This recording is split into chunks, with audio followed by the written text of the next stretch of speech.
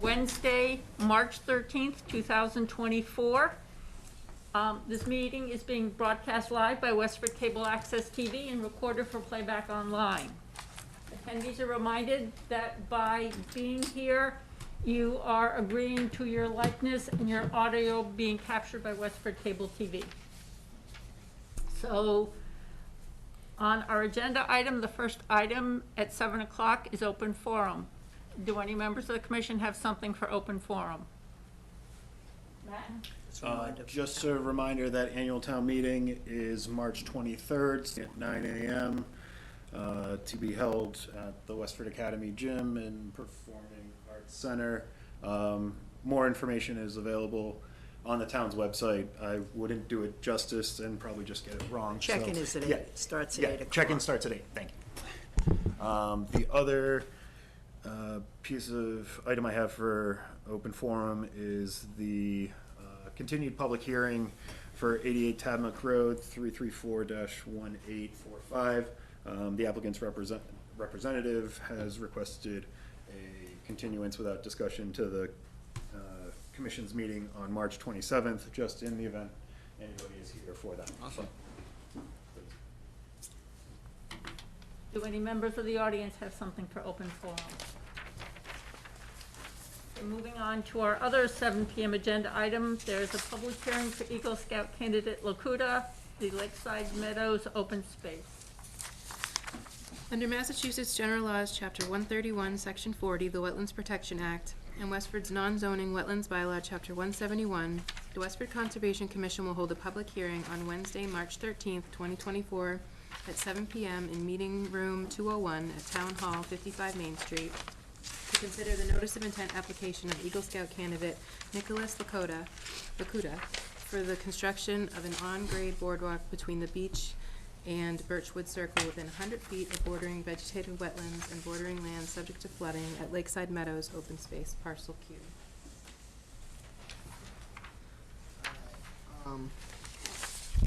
Got my presentation, Mr. Salem. You introduce yourself. Alright, so my name is Nicholas Lakuta. I'm an Eagle candidate from Troop 195. I'm here for my public hearing for the Lakeside Meadows Boardwalk project. So the reason why I'm here, I must inform the public in accordance with the NOI filing process for this proposed boardwalk on conservation land at the Lakeside Meadows development. So a brief overview of the project. Its general location, alright, there it goes. Its general location is along this trail at the Lakeside Meadows conservation land. So this trail is flooded during the wet season, which makes the trail, it's basically impassable. It's under a bit of water and mud. So this boardwalk will alleviate that. It's placed abutting an existing bridge and boardwalk on the trail. There's already one there, but it's insufficient for the current flooding conditions, so this will extend that. This total length of this extension will be around 100 feet, but the design permits future extension if necessary. And it abuts both ends of that existing boardwalk. So that's the basic idea. So here is information on the parcel. You can see the ID number 3600590002. This parcel is subject to a conservation restriction, and the commission and trust are both co-grantees of this restriction, and the parcel contains a public use trail mentioned before that's subject to this flooding. So these are site conditions. These were taken in October of 2023 during the middle of the typical dry season.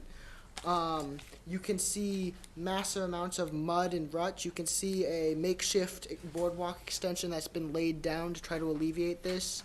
This will replace this, put down boards and stuff to replace it with a more adequate solution that's more permanent and less just haphazard, more effective, and it will eliminate like bike ruts, footprints, erosion. So that's my thing. So it's going to be built on grade out of ground contact rated pressure treated lumber. The chemicals used in that lumber are listed as being safe for freshwater contact. The design is 40 inches wide. It's made of 5 2x8 boards. That's the width. The sleeper design spreads out the weight to minimize sinking into the soil as bikes and people walk across it. And it's designed to be quite durable. It won't sink into the ground. It won't fall apart over time. And it is modular. It can be expanded over time. So here is some drawings that I've made of the boardwalk. You can see the 2x8x10 boards. So these would be lined up end to end. So you'd have another section here and another section on this side, and you just walk that way. That's the way the boardwalk runs. So you can see the width. You can see here's some basic specifications. It's the decking boards are 2x8x10s. Sleepers are 2x6s. These sit underneath, hold the whole thing together. I've conducted a deflection experiment. The whole boardwalk won't shift or bend as people and things walk across it, so it won't have issues in that regard. And this is just another technical drawing how these sections are put together. I've staggered these boards so that it will make the entire thing stronger and more rigid, so it will be even more durable, even better able to survive out there with people and bikes and things going across it, which makes it better. And yes, we have curved sections to make the boardwalk better able to accommodate the trail, because it's not a perfectly straight shot, so this is just a necessary part of the boardwalk that will have to exist. And this that's how it's put together. You just cut the thing, and yeah. Any questions? Yes. Noel? Nicholas, so the sleepers are going to sit right on the ground, right? Yeah, they're just gonna sit on the ground. They're not dug in. They're not gonna pierce anything. They're just gonna sit there and do minimal damage. Okay, so there'll be very little off the ground with the decking, right? The decking is a little bit off the ground. The sleepers are in contact. So are you concerned at all about flooding, like the water rising above that? Not really. Right now, the flooding is just mud, maybe an inch or two of water. This thing will be a good this much off the ground. It's like 3 inches off the ground. So you're not gonna see water overtopping it anytime soon. All right, thank you. Yes? I think the original order of conditions just called for gravel on the trails and things. Yeah, that's the question I was gonna have. What is the original order? So I went out this afternoon, or this morning, because it was too nice to stay in the office, and I think some of the flooding right now is caused by a beaver dam located right at the edge of Nabnasset. So the water, that is accumulating isn't draining. Underneath the mud, in the photo, there is gravel, but it has, you've had organic debris and, over time accumulate on top of it. So, it's the current conditions, with the beaver dam, we can't unfortunately get rid of that. So I think this is the best solution. The single kind of 2x6s, 2x8s that are currently out there I thought I was going to, my balance, I thought I was going to have wet socks for the meeting tonight. So I certainly think this is, it is needed in this area, particularly where there is that beaver dam that. So what about the existing wood that's there? So the Plans for removal, or? the existing, correct me if I'm So wrong. I plan to remove, the existing boardwalk that's real, it's gonna extend it. These just these thrown down, this is dead now, wait, no, never mind. These thrown down boards that people have just placed as a temporary solution, I am going to remove those and dispose of them. They are not going to stay. So there's existing boardwalk on either side of the bridge that you're leaving in place? So there's a bridge that has boardwalk running from it. I'm going to extend on either end of it. This haphazard thing that's been thrown down is just on one side of that existing thing. I'm going to pull this temporary thing out and put my thing in place of it. But the existing, real boardwalk, that's going to stay. Was that original, the boardwalk was that permitted back when? I think the so. original order? Okay. I don't think it was the original order. I think it was subsequent Eagle Scout projects crossing. Or it looks like it was an Eagle Scout project. I didn't notice a little placard or anything, but I think there was some design to it. Yes. You have funding for this? So yes, I plan to approach multiple sources for funding. So first of all, I have a couple of beneficiaries. I'm going to approach the trust. I'm going to approach the HOA. I was planning on approaching the commission. I'm going to approach the homeowners that live in the development around this. I'm going to put out a GoFundMe for them. So yes, I will. I have multiple plan sources. Run into trouble, you're welcome to visit us. Thank you. You're welcome. I think this is great. I use this trail a lot, and it's really hard to ride my bike through there. I Yes, bet. this will alleviate that. It will be much more usable That was- after. So that's your tire rack. Great, okay. So I go those on are your, thanks. yeah. Did you have any? I don't have any other, you did receive approval from both the trust and the Westford Conservation Trust as co-grantee, CR co-grantee, correct? Yes, the trust has approved this. Okay. Any comments or questions from members of the audience? If you come up to the microphone, let us know who you are, and Sure. thank you. Hi, my name is Rob Michael, 4 Francis Hill Road. Just a quick question. How close will the planks be? And the reason for my question is if a bicycle goes across that and it's along the same direction as the tire, I'm wondering if that gap is going to be a problem or not.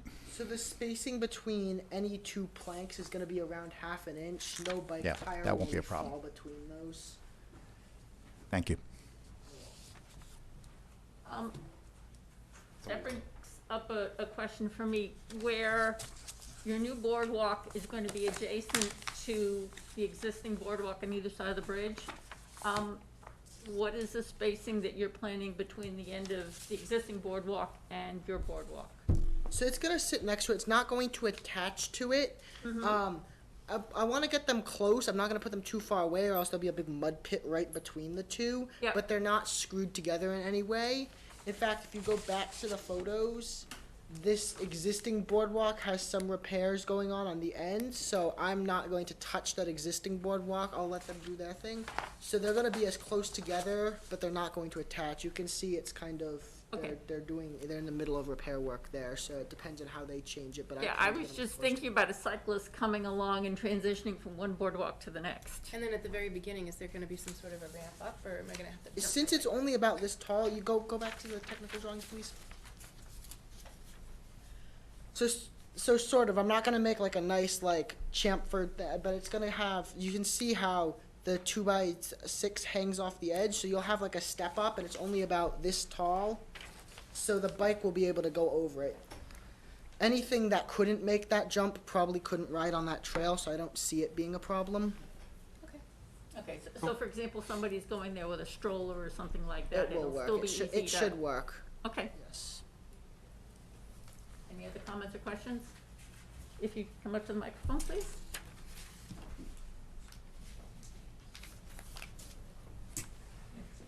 Hi, my name is Alice Kerwin, and I just have a question concerning maintenance. Will there be maintenance provided for this, or somebody to keep up with it so that it doesn't become a hazard in the future?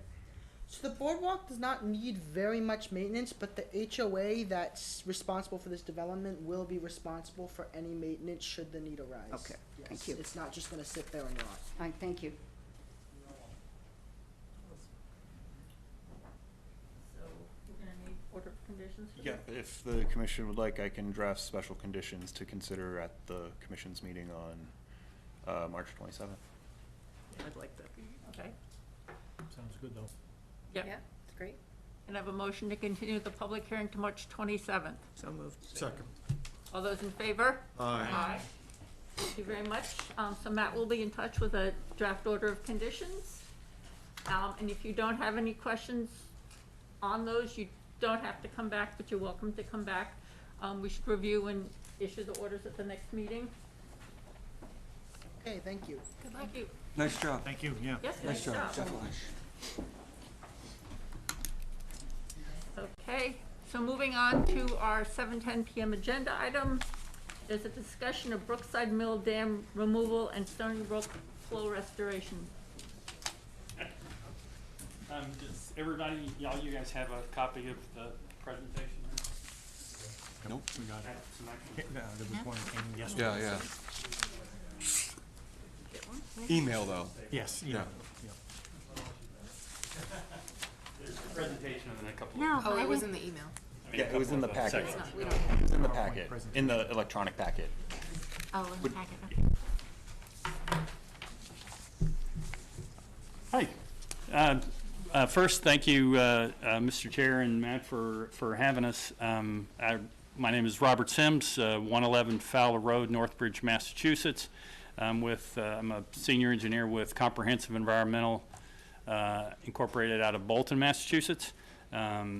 We've been working with the association through 2 caretakers and through 2 jobs for me. So we've been there for 6 years, I think, doing various things for the dam. And we've recently done some work where we thought, if we're going to do something to the dam, whether it's a removal, partial removal, do some repairs or whatever, we want to come to you guys and say, hey, informally, what are your key concerns for this project, so that we can address them as we go along, instead of waiting till we get to a point where, things are, just further along, trying to be more efficient with it. So if you could go to the next slide. So this is kind of the quick agenda. I'll go over the dam history, what a hazard classification is, how, about rainfall data, which is really important for a dam. Some of the options we have, funding, and then, questions if you guys have them. So the dam history, the records we have show it was built about 1862 for mill operations. It was transferred to the Condo Association in 2001 prior to construction starting. There's 3 48-inch openings that go through the dam and a 37-foot spillway. When I came around in 2019, the gates were already removed, so there's not really an impoundment per se. The water kind of flows through it already anyway. But during a heavy rain, there is some form of impoundment. Most of the original design, we've kind of reverse engineered, and it fits with what a rainfall data would have been that they would have used for it. But the gates have been removed, so that kind of changes the game as far as planning for it goes. And then the State Office of Dam Safety, a part of Department of Conservation and Recreation, is in charge of all the regulations for dam. They had some fairly significant changes in 2019. They changed a couple more in 21, and they just changed a couple more about a month ago. So we're having to live with new regulations as they come along. Generally, the way it has, this is out of the CMR for dams. Just explains what the different hazard classifications are. Generally, low hazard is no loss of life, no real significant property damage.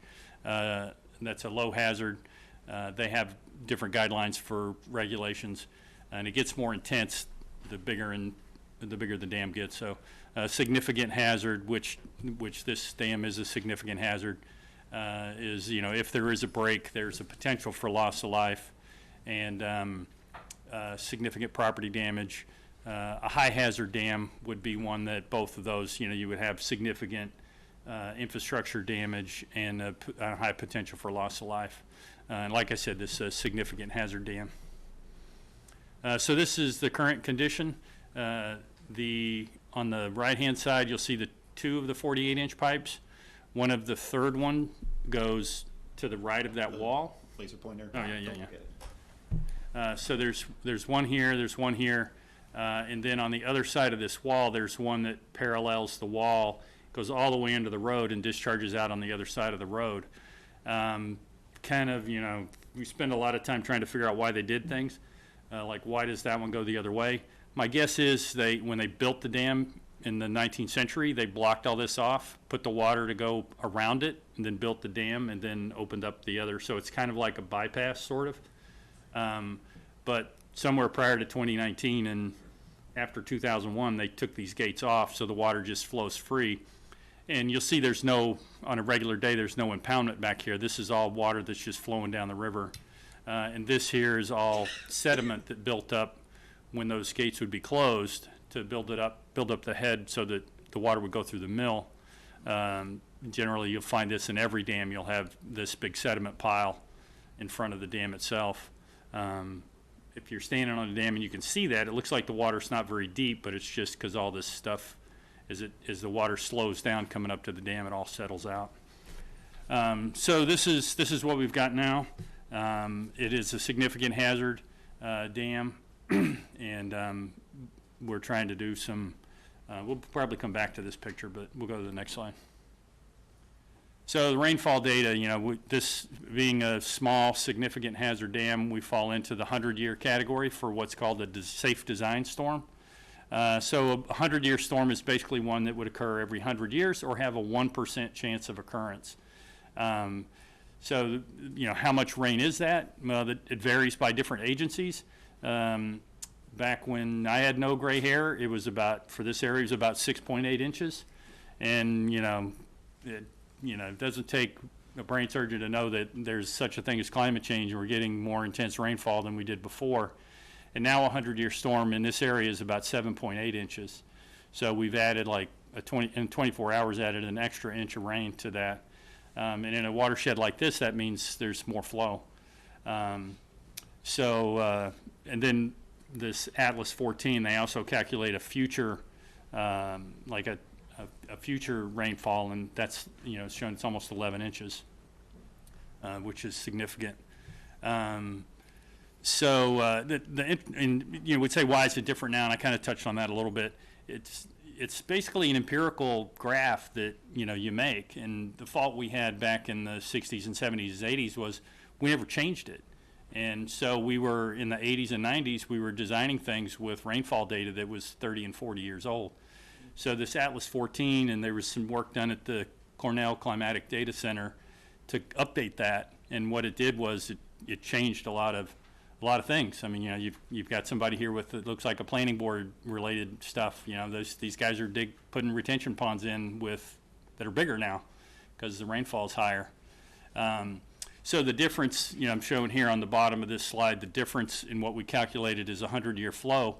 If you look at it now based on, what it was years ago, it's about 1,500 cubic feet per second. Today it's about 2,250 cubic feet per second, and, anywhere from 30 to 40, 50 years from now, it's going to be over 4,000 cubic feet per second. So the downside to that is, if we go to the next slide, the dam doesn't change. The dam doesn't change. It's not getting any bigger or smaller, but you're trying to push more water through it. So, I tend to put simple things on slides and talk to slides. So, one option is always an option is to do nothing. And I don't care who you are. It's never the best idea, but it is an option. Right now, given the floods, using the new data, this dam would overtop, not just over the spillway, but over the whole thing by about, 4 or 5 inches, 0.45. It's about 5.5 inches. So another option would be to repair the dam, either make it higher, open it up some more, adjust so that more stream flow can go through.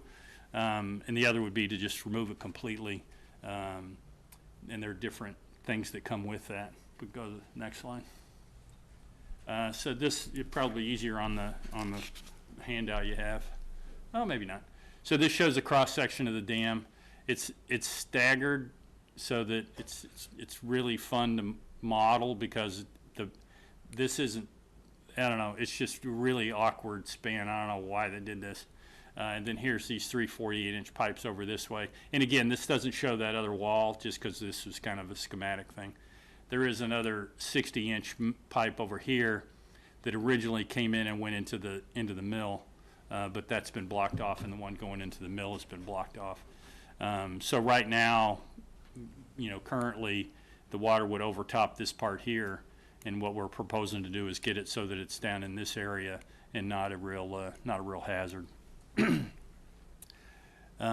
So one of the other things when we look about hazard classification is what happens downstream.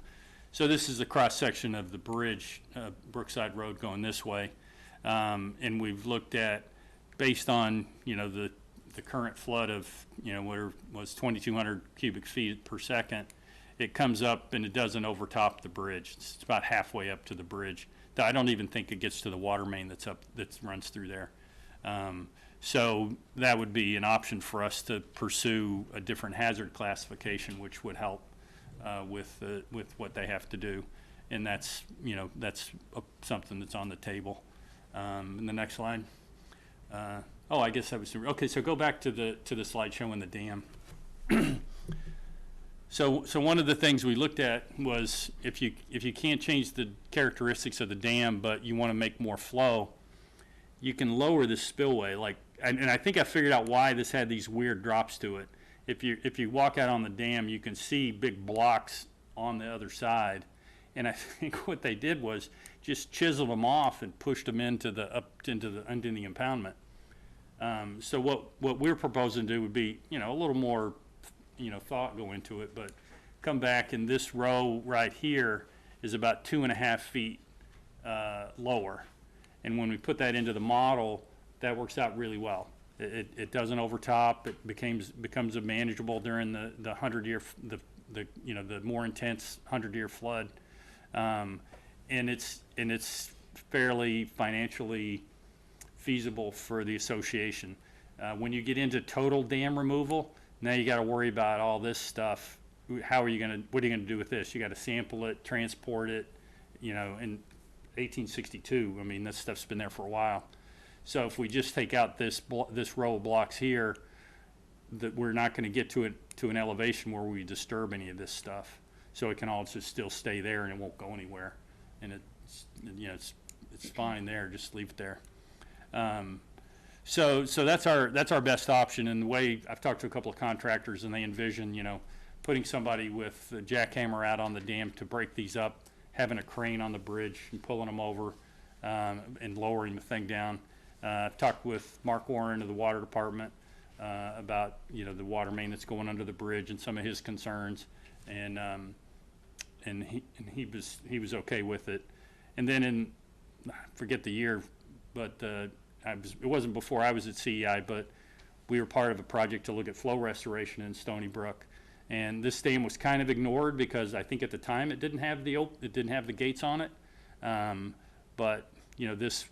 I'm not sure, how this could work into some sort of potential, grant coordination with, that project had Littleton Water, Westford Water, and, working together on funding the flow restoration.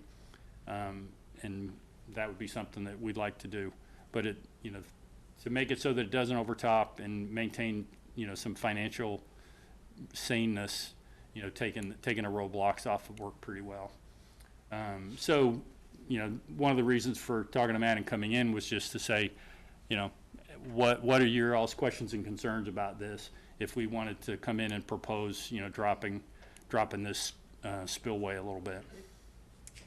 I have a question about why did they take the gates off originally? Was that because of why did that happen? I don't know. There was always a when people waterfall are getting there. ready to sell something, they might do all kinds of crazy things. I don't know. And it was gone when I got there, and the caretaker prior to Darlene didn't have any idea when they came off either. So my guess would be when they were looking to sell it, they did that. We also kind of stumbled across there was a potential for a hydroelectric that was kind of somewhere in the transfer, and whether that was just something to make it sellable or something that was real, I don't know. But it may have been for that they were thinking about putting some kind of small head hydro on the thing. Yeah, it was around 2001. I lived right down the street, and there Oh, was okay, always a okay. waterfall there. And then all of a sudden, it was just gone. Yeah. So yeah, if those gates were closed, the water would probably go Right. over the spillway all the time. And you'd have water there, which isn't really there anymore. And dam safety, I've talked with them, they don't have any permits that were, somebody I think the previous mill owner just did it. You'd mentioned the hazard categories of the dam. How about the condition of it? Is there like a different scale, like poor, Yeah. fair? Yes, there's What's the condition of this? there's good, satisfactory, fair, poor, and unsafe are the 5 categories they have. Generally, poor and unsafe tend to get a lot of attention. This, I forget what the rating we have on it now. It's not good. I think it's probably fair. I mean, because there's, down in, there's been, if you look back at previous reports, like there's a couple of blocks that look like they've fallen out of here. Right, the pipes don't look round. Yeah. There's a little void over here that's recurred from 2016 that's come back. You've come across a, Yeah, that was, I think, from kind of what the impetus of kind of how, we noticed that. Yeah, and we've been watching it, and we've notified dam safety of the little void that's sitting over here, and it's exactly the same place that it was in 2016. In 2016, they just put some filter fabric down and backfilled it because I don't think the pipe running under there had completely failed, and then once it rotted out a little bit more, everything kind of fell in. But we've been monitoring it since before Thanksgiving, and it's not getting any worse, so. So you're talking about removing a row of blocks of granite across the top of the spillway? Correct. Current spot. And probably What block, and the plan would be to block this one off, because if you're looking, you're looking at trying to do what's best for the dam, but also trying to maintain, something that's financially viable. So to block this off is much more viable than trying to fix it. And if we lower the block, it satisfies all the requirements without having to fix that other one. So at the last dam inspection, whenever that was, they would have, the Office of Dam Safety would probably evaluate the report and give you an assessment of what condition it is, if fair, poor, or good, whatever the condition it may be. It would probably also include specific issues that it has with the dam. And I expect that the two pipes there, given that they're not fully supported, in other words, they're not round. Yeah. That would be a problem. Looking back at old reports, there used to be a corrugated metal pipe that ran through both of these, and I think Just that's stone? rotted away. Okay. There's the keystone block in this one, at least on this end, Looks missing, yeah. is missing. So that's, I did the report, Oh, okay. back, Is there a plan to do anything about that? Because if you remove the blocks up there, that doesn't change the flow down below. Well, yeah, then that's fairly minor to come in and fix those as opposed to pulling those off. So there's other things. I mean, I don't think it was. I'm pretty sure it wasn't good. It might have been fair, but the other things we look for is like in these joints. If you get water coming through those joints, it tends to bring. They call it effervescence. It looks like a chalky white stuff that like a stalactite forming, which it kind of is, but. So that doesn't have any of these, and any of the all the walls look great. You look for anything leaning, they're not leaning, they're all solid. I mean, these things, I don't know how much each one of these blocks weigh, but they're huge. And nothing's changed other than, losing a couple, losing that keystone block in that one. And the pipe, I think, is rotted out in there. Right, so there used to be a pipe and there isn't. Yeah. Must have been put in for probably a reason when building the. Yeah, when they were building it just to hold the form. So is there a plan to repair or? Yeah, that would be, we would, certainly we would want to repair whatever we had to in there. Once we, What about the one on the other side that you said it went into the mill? I mentioned that to Dam Safety, and they said, whatever you do, don't open that. Don't want to open it, but. And I don't know why. I didn't ask. I just said, yes, sir. Whoever's apartment is on that corner of the building, they suddenly get the total flow. Yeah, I mean, it really helped the hydraulics of it because you could get a lot of water through a 60-inch pipe, but I think it caused other issues Is with. that one going to be blocked off and these two repaired? Yeah, it's just off the corner, Trying to get a sense of the whole scope of the project. It's not just remove the blocks across the top. It's to do something to these two. Yeah. You said you're going to block the one that's outside the wall, and now you have the 60-inch, the one over on the other side that used to. Yeah, it's been blocked off. It doesn't, I haven't seen any leakage in it. The times I've been out there, it seems pretty solid. So what are the plans for the whole project? So we'd be taking the blocks down to meet the, Okay. to meet the flood requirement so that we're not overtopping or, putting water in any of the windows. And then do any other minor repairs, that were there, like, repointing those stones in that. And they have these, Pointing which stones? repointing this stuff in here. And if it means slip lining a pipe in, then we'll slip line a pipe in. Good. You put a, flange piece on one side and just, slide it in. The pictures I've seen it looks fairly straight, like you would be able to slip a pipe in. All right, so insert pipe, seal around them with hydraulic cement of some sort. Yeah. Remove the blocks, and the outside one is going to be completely blocked? Would be abandoned, yeah. Completely blocked? Yeah, we block the probably block the front, block the end, and then fill it full of The side over something. by the building? We'll leave that one alone. Not going to touch that one. Yeah, no. Were there any remarks about that in the, in this? No, dam it's, assessment? I mean, for that one, we just, you just look and say, it doesn't leak, it appears intact, and leave it alone. Check it in 5 years.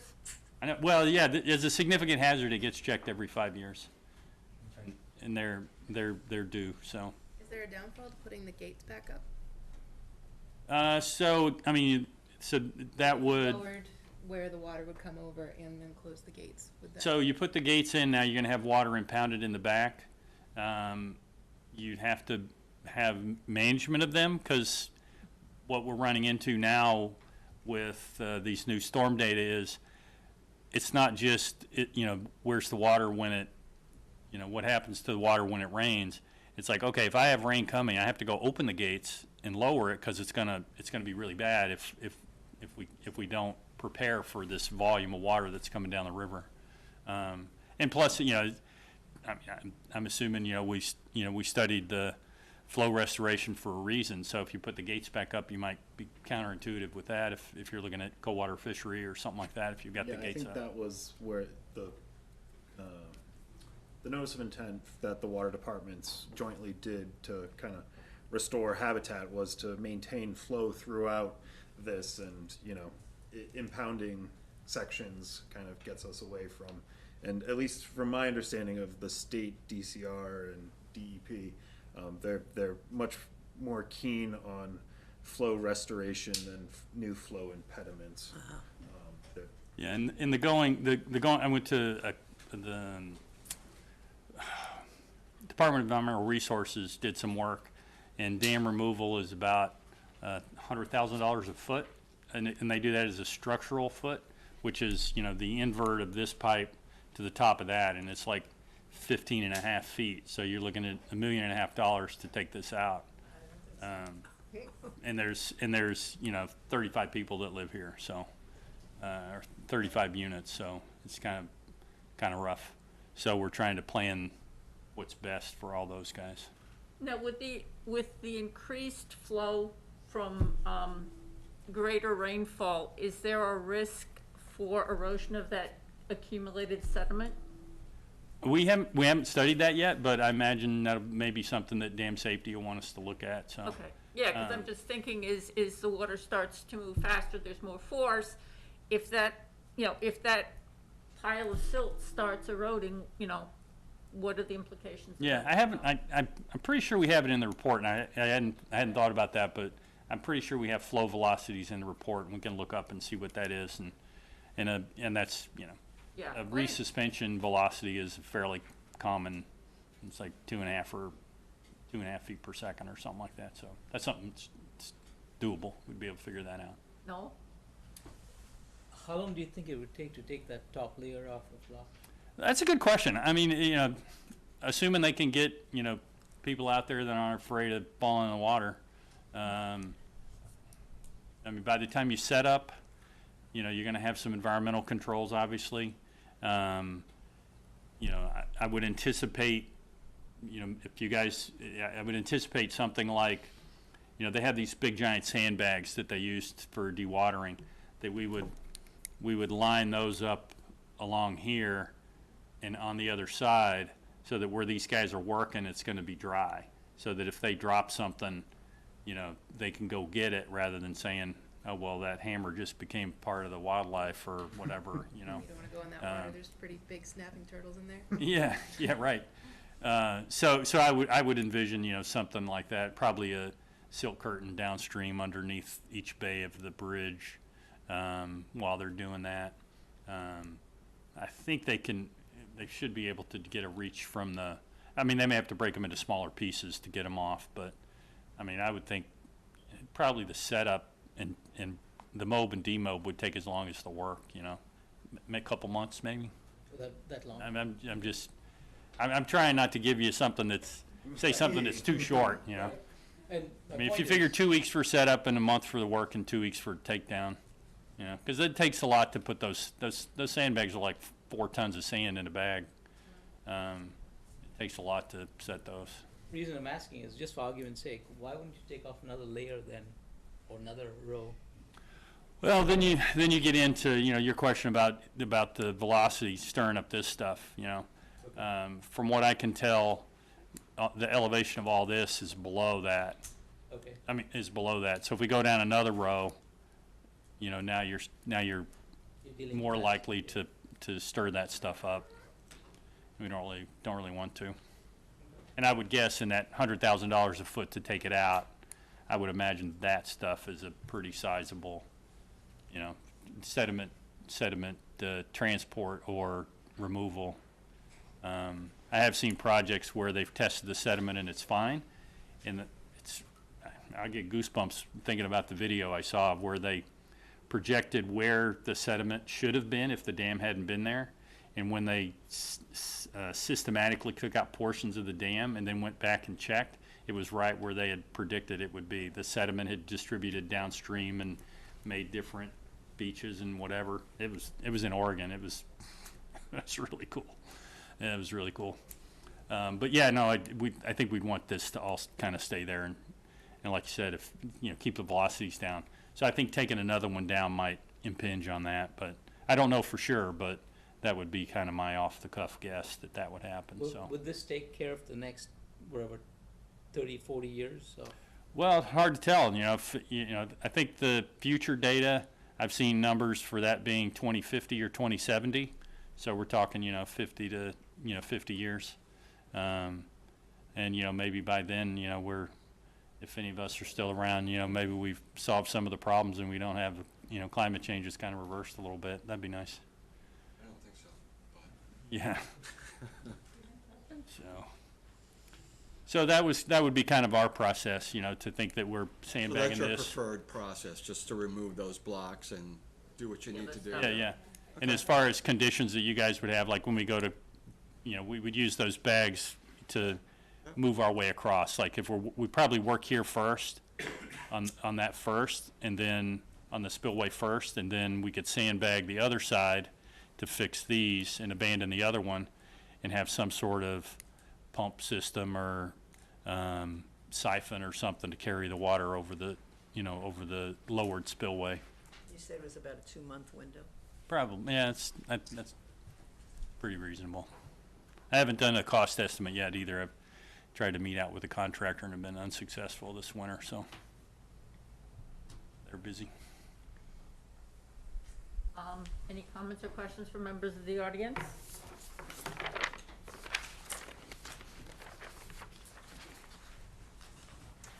Erica Cole, Francis Hill Road. I have 2 comments and a question. The first comment is that you're just looking for information. We are so lucky to have a gem of a brook here. We kayak it frequently. It's beautiful. So if there's any accommodation that you can do for kayakers, just letting you know that is one of its uses. Yeah. I mean, this is all stuff, when we get into thinking of funding discussions, there are different things that get you points in a funding discussion, and if we're looking at applying for a grant, maybe we do it in cohorts with the town and Littleton and Westford or whatever. Maybe instead of rounding that off, maybe we square it off, or maybe we open those 2 up and we get somebody to help with something like that. So there is a pass through. We haven't gotten that far yet, but Yeah. that would certainly be on the table if it's beneficial for everything. So. Cool.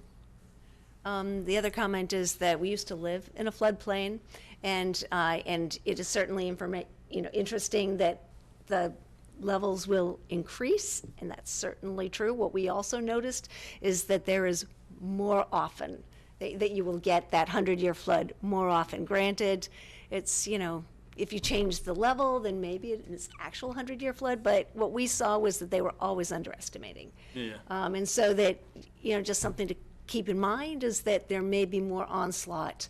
Well, I think that's one of the reasons Dam Safety wanted to go to these higher rainfall predictions. And I think they were still.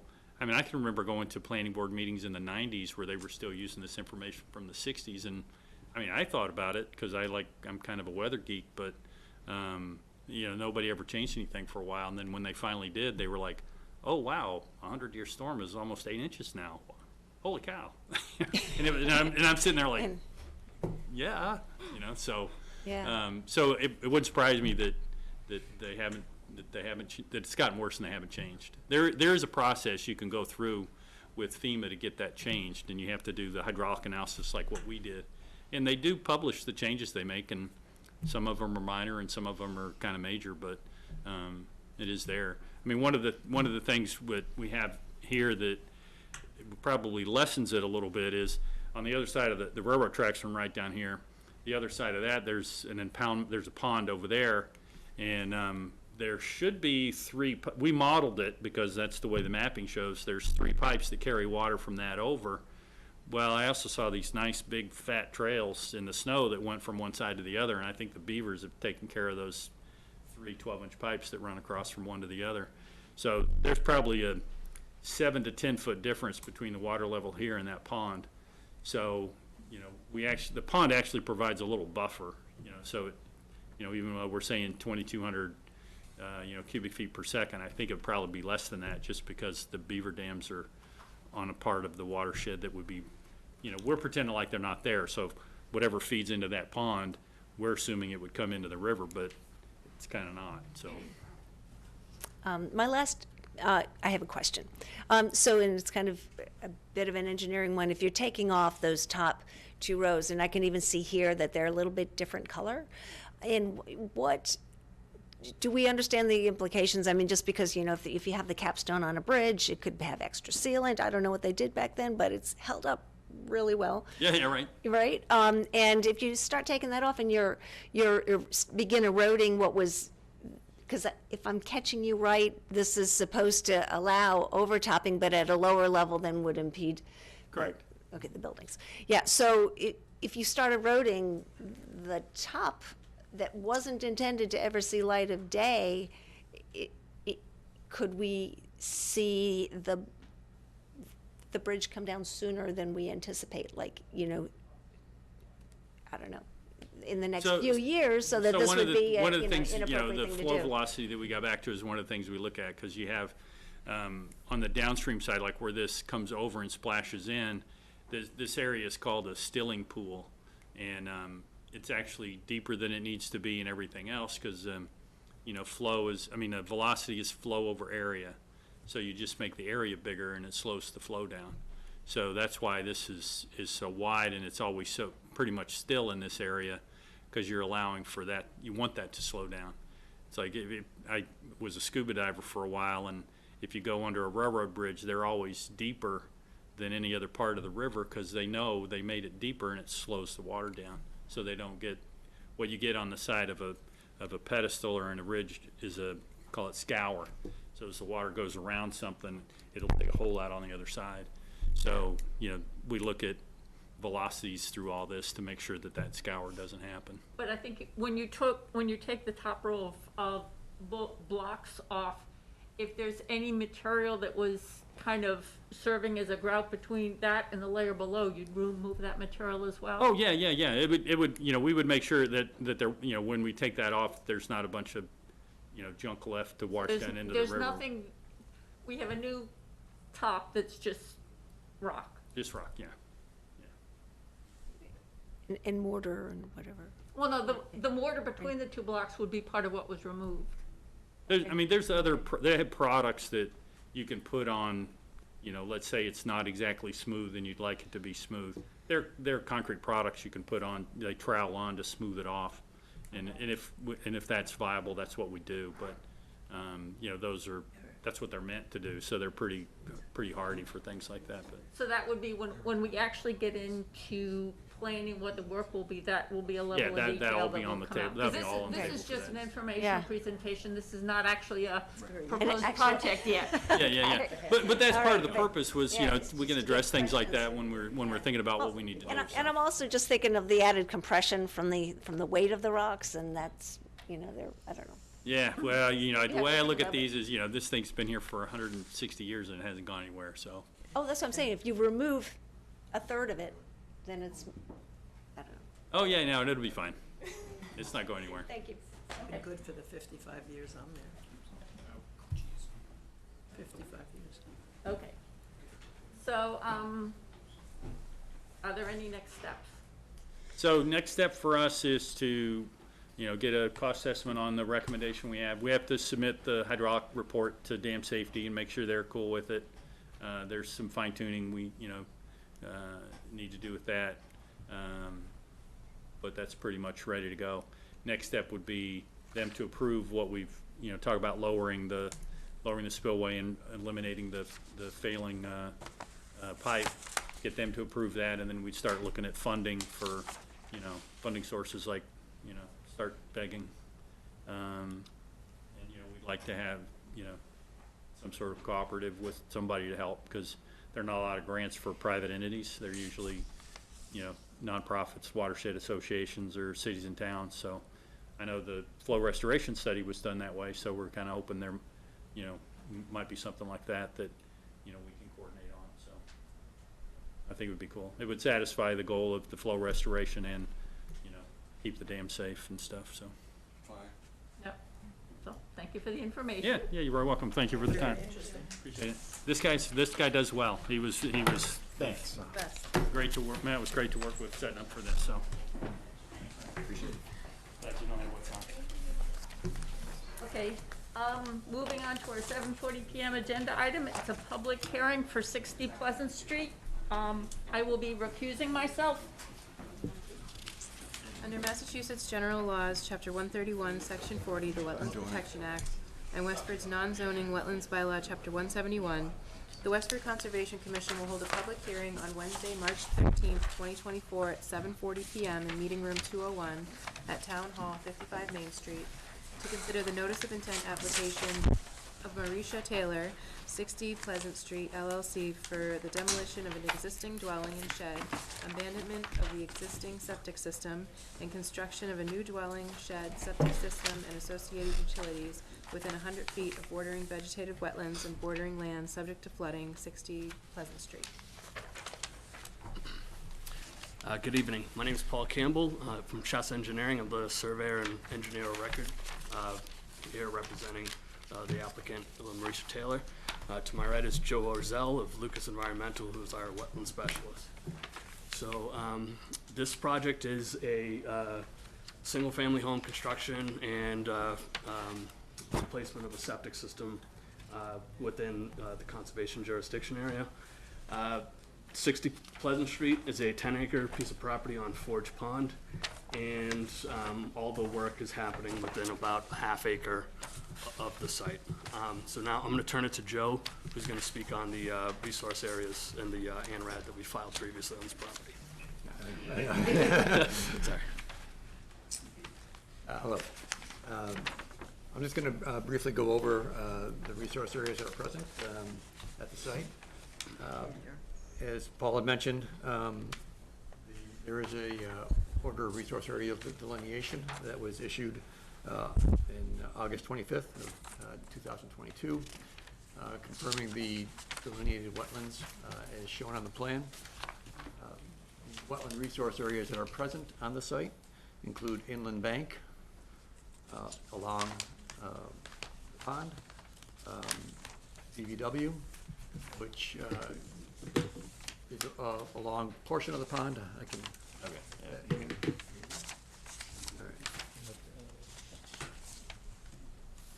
DVW comes along the outside of the edge of the pond, swings around the east side, and then back up toward the northern portion of the site. Bordering land subject to flooding is also present. That's shown in the heavier dark line here. The ORAD actually approved the bordering land subject to flood elevation, which at the time was 207 feet. There is currently a preliminary revised FEMA flood map for the site, which increases that to 207.4 feet. Both lines are shown on the plans, and the buffer zones are shown from the revised line being a little bit further up gradient than the previous one. There's also a small delineated potential vernal pool located. Can you talk into the mic? Just talk louder. The mic Okay. won't. The mic Mic won't doesn't. help us. The mic doesn't help here. A small potential vernal pool that was also flagged up in this portion of the site at the time in 2002. Wetlands at the site are primarily forested wetland with some areas of shrub wetland. Common upland vegetation includes white pine, red oak, sugar maple, black cherry, gray birch. Also some invasives, Norway maple, privet, and burning bush are present on the site. The site is not mapped within estimated habitat of rare wildlife. There are no certified vernal pools, no areas of critical environmental concern, and no outstanding resource waters on the site. There is a mapped Zone 2 wellhead protection area present on the site. That's, in a nutshell, what we have for resource areas. If you have any specific questions, I can provide more details on those. So getting into the project here, so we'll stay on this plan. So again, this is a 10-acre piece of property. About 7 acres or so of it is upland. The rest are in the wetlands. And all the work is taking place in this dashed area here in about a half acre, where there's already an existing house, a circular driveway, a septic system right here. So all the work is taking place pretty much in the same area that there's already existing houses and such. Overall, the project increases the open space. There's a change in open space of we add about 1,750 square feet of open space because we're taking out some pavement, moving houses, taking down a shed. So on net, we're adding more open space than what's there today. 1,700 square feet, obviously in 10 acres isn't a lot, but it is an increase. So we could move to the next plan here. So this is the existing property here. This is the existing house and its vicinity within close to the as we said, these are the flood line zones. So the current flood zone is here at 207, and then the preliminary is up at 207.4. We're treating the preliminary as if it's the wetland line now. And then these your setback limits are from the preliminary line. So you have a 30-foot, a 50, a 55, 75, and then 100 feet jurisdiction area. So the existing house is already about 23 feet from the flood zone. It's about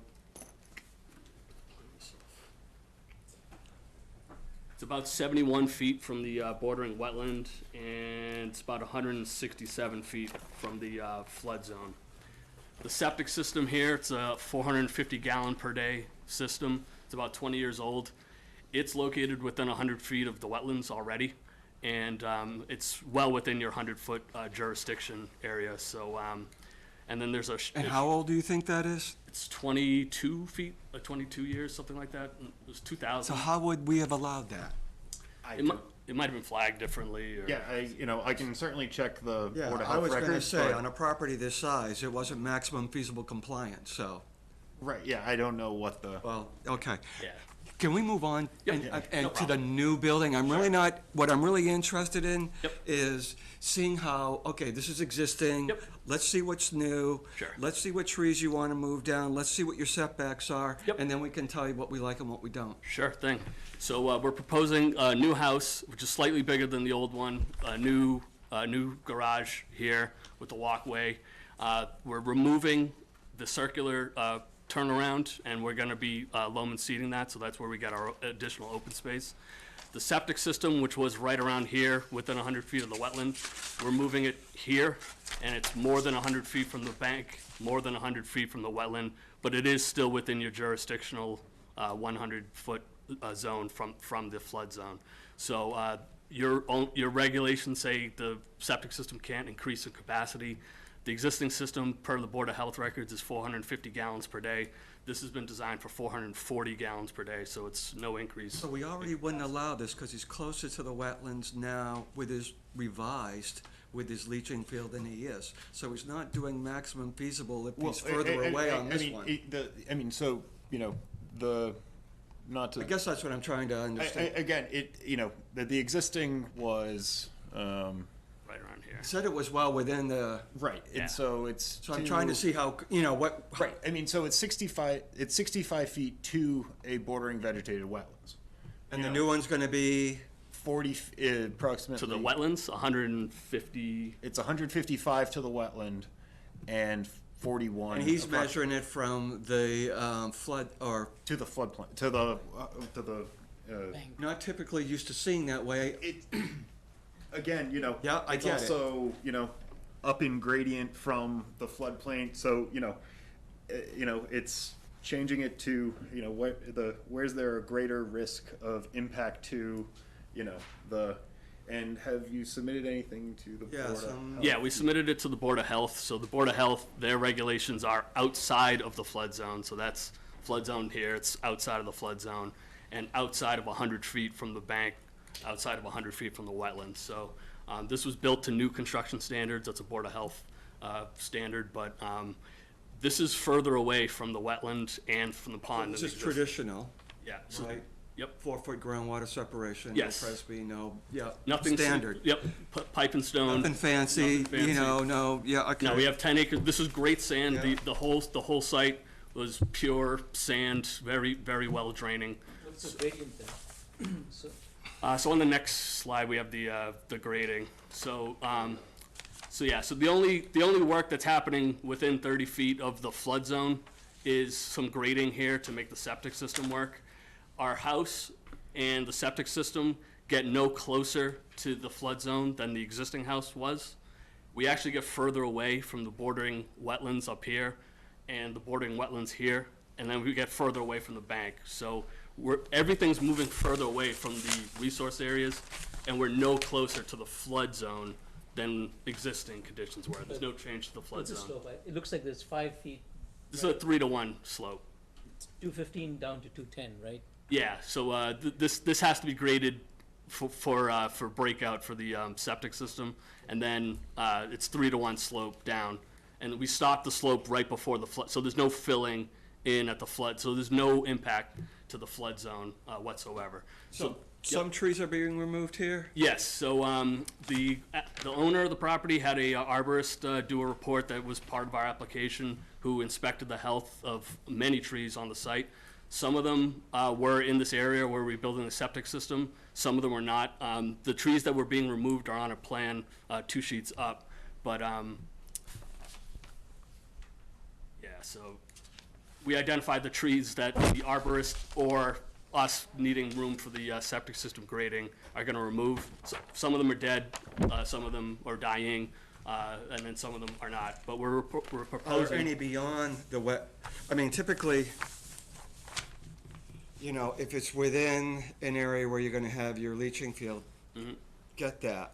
If they're outside of it, and somebody's making an argument that they're distressed or they're damaged, we would wanna say, okay, where it's at, is it gonna impact the house at all? Or because typically we might wanna, even though they might be damaged, we might wanna leave them or leave a snag or, do something a little different than just simple removal. Okay, we are proposing to replace them at a 2-to-1 replacement. Yep. So I'm not a landscape architect, so I Some of just. these are pretty decent sized trees. Yeah, yes. And, we hate to take something down that's really big. I know, you say you're not an arborist, I get that. Trying to see, it doesn't seem like that would be, it's not being taken down for increasing the view. But the house is so far away on the new plan, if there were some trees that, if they have to come down, they have to come down, but a lot of times we try to leave wildlife habitat, so, we should think about if there are any that we could leave as a snag or whatever, for enhanced habitat. Although they do got 10 acres and are proposing 2-to-1, so. I mean, also, included on, so the existing conditions, not to steal Paul's thunder, but this is the entirety from the toe of the slope to the edge of the water currently is maintained, lawn, mowed, Oh, is it? It is? Yeah. Oh. And I think that's been like that for a while, I imagine. Can we Yeah, try it's to, like been we there. always do, try to build back a buffer? So, We are proposing the split rail fence here at the 30. This is 30 feet from the bank here, so we're putting that in. But she's not planning on any work in here. All the work was within that limit of work that we showed you around the existing house. So, I will say I was in front of this commission 2 years ago for the previous owner of this project, and we had sold this. We had submitted to the planning board a 5-lot subdivision for this property. Having worked for the previous owner and understanding the development potential of the property, this lot we could split the lot without planning board approval and build as big a house and as big a septic system as we wanted, take down as many trees as we wanted, and not be in front of the Conservation Commission or the planning board. There's enough room on this property to do that. The 5-lot subdivision we submitted we had 4,000 square foot homes, 4-bedroom septic systems, huge lots. We could have squeezed in 6 or 7 if we got really aggressive with the testing and how small a house you want. So my current client is a resident of Westford. She grew up on Forge Pond. She did not want to see a 5-lot subdivision built on this property, but she does want to build a house where she wants on the property. So we thought this was a compromise, not getting any closer we're actually getting further away from the pond, further away from the wetlands, no closer to the flood zone. Well, I'm not saying this isn't doable, I'm just, we want to hear the rationale for why. Completely. So, and you're explaining that, and that's fine. I mean, the distances, by and large, seem to be okay.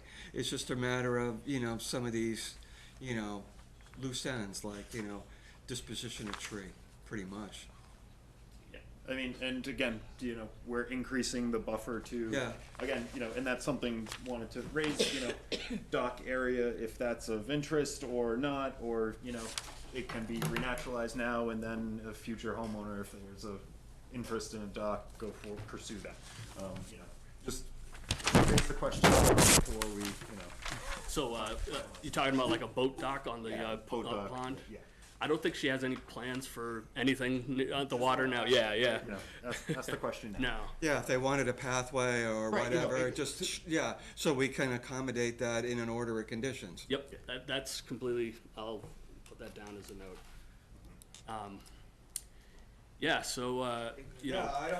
I'm not seeing too much. No, but again, I think this is pretty good.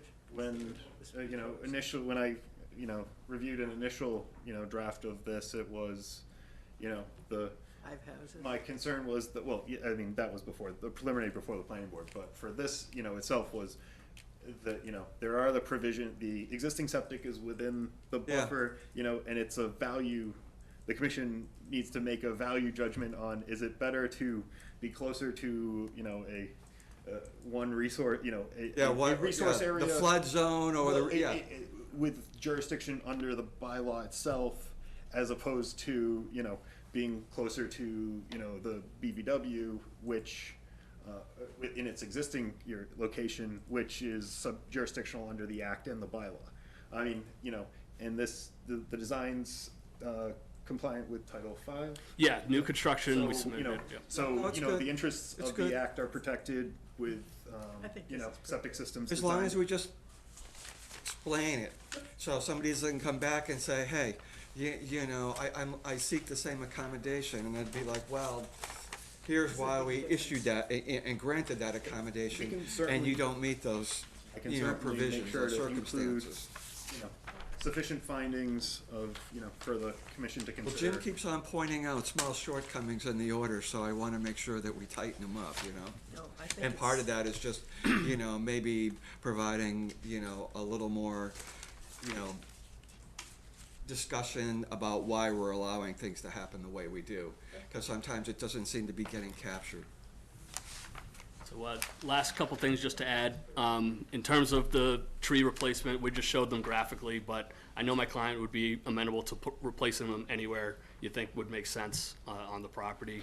And then there is this area here that we're identifying as a potential fill from a previous owner.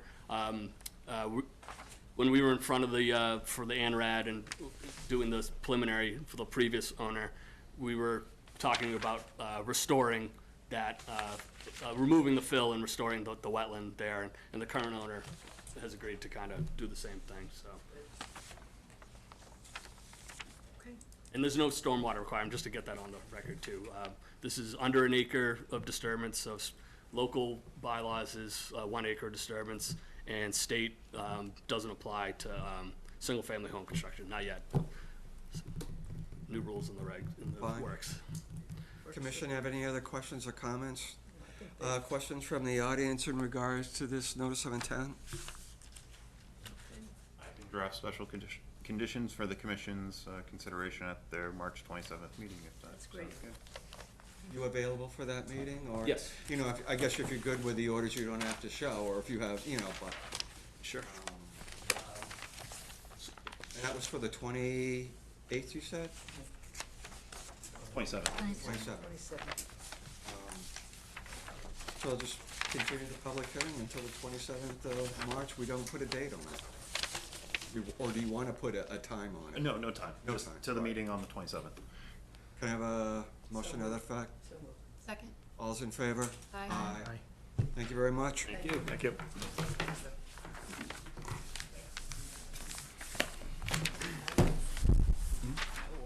All right.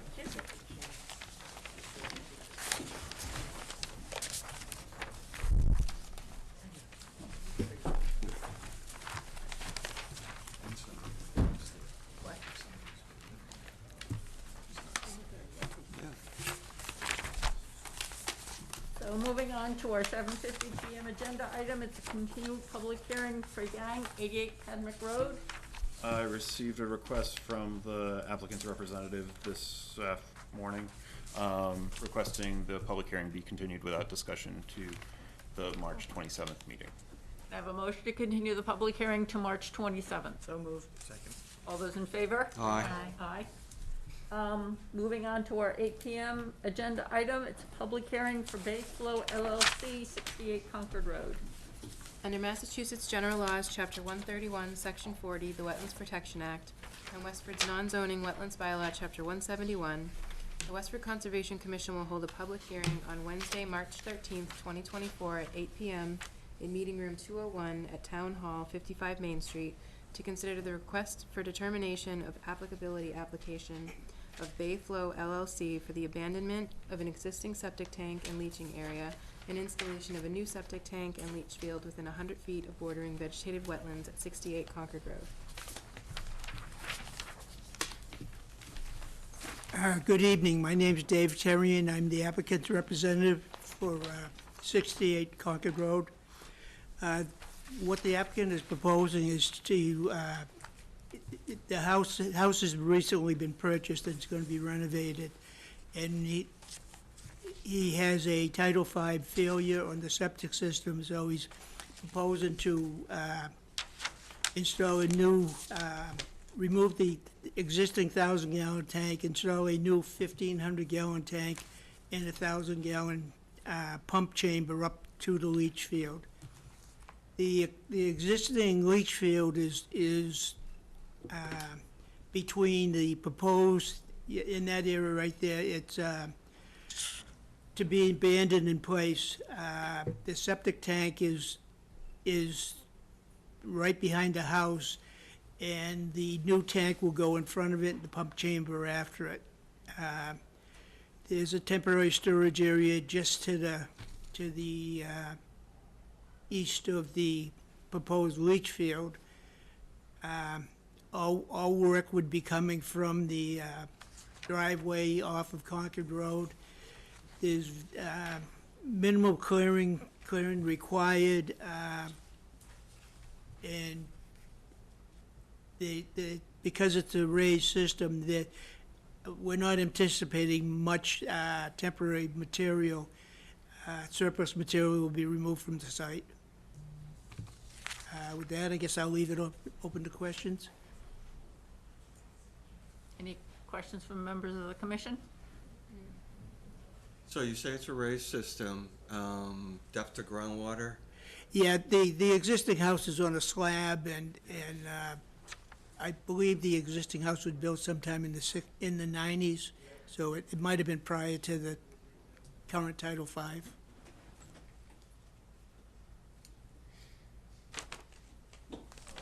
This seems to be standard. Yep. This isn't like a Presby or anything, you know. The system, is it a Presby or is it just standard? It's standard, I believe. It's all good sand. What? All good sand, yeah, I hear that, And yeah. the health department let me know today that the septic design was approved. Oh, okay. I don't see any issues. One comment, when I did do a site visit, it appears the previous owner had mowed to the wetland flags, if not beyond it. Just, I don't know. I, spoke with Dave. Maybe we can put a buffer there somehow. Boulders on Yeah, site, something, boulders or posts or some form of permanent. 4x4 post, Two conditions, I thought, one was, to review have the erosion controls reviewed prior to, construction occurring. The second being, a form of permanent demarcation, To help them remember. yeah, for the current homeowner, future homeowners of, to not kind of continue to mow the. Those present maintain- and those future, yeah. Yeah, was that, were you able to speak with the current owner? I did speak with the owner on that subject, and he wasn't opposed to putting, I suggested possibly place some, maybe a 1-yard boulder at intervals along the, we were looking at maybe 10 to 15 feet. I know your bylaw calls for 30, but under the existing conditions, if they would be acceptable, probably 15 feet off the flag line.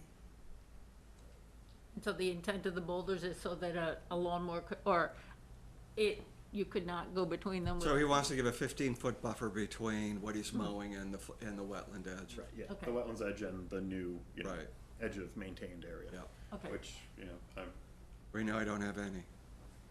So, we're at negative now, so. it's- Yeah. okay. Okay. I don't have any further questions. Any comments or questions from members of the audience?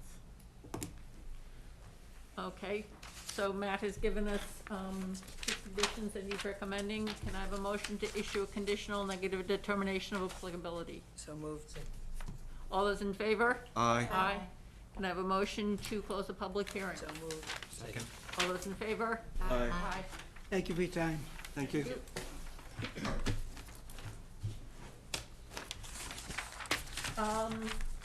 Moving on to our 8:05 PM agenda item, certificate of compliance request for Haynes for Banbury Drive.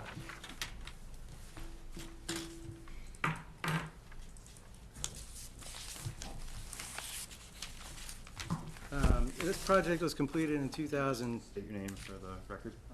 Haynes at 4 Banbury Drive. This project was completed in 2012. Can you speak up a little bit? This project was completed in 2012, and I guess due to a lapse of memory, or we haven't provided this certificate of compliance request yet. So that was done by NDS survey a couple months ago. That's located here, a statement from Jeff. As far as what we did, we raised the existing garage and added on a larger garage, as well as a mudroom. The red outline for the new structure, and the old garage, the exit was to the left. You can see the old driveway here.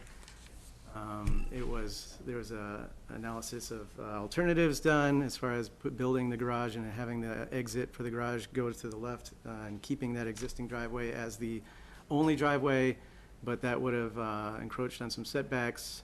So it was determined that the best plan was to build the garage with the exits going towards the road, and building a new garage here, a new driveway here, and it basically creates a horseshoe shape with the old driveway. That was keeping within the 5,000 square feet, or 10% of the area to the riverfront or wetlands behind. And as Jeff states, it was in compliance with the original intent.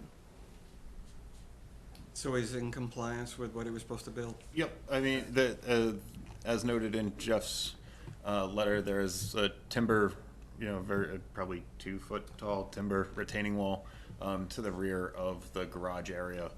It's storing ladders, kids' bikes, just kind of, I think it flattened out kind of the grade.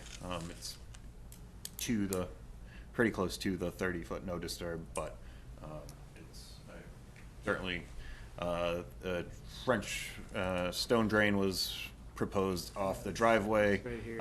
That was installed, and certainly I did not see, when I went out and did the site inspection this afternoon, I did not see anything of note that or significant deviations from the original plan, and would recommend issuing a certificate of compliance.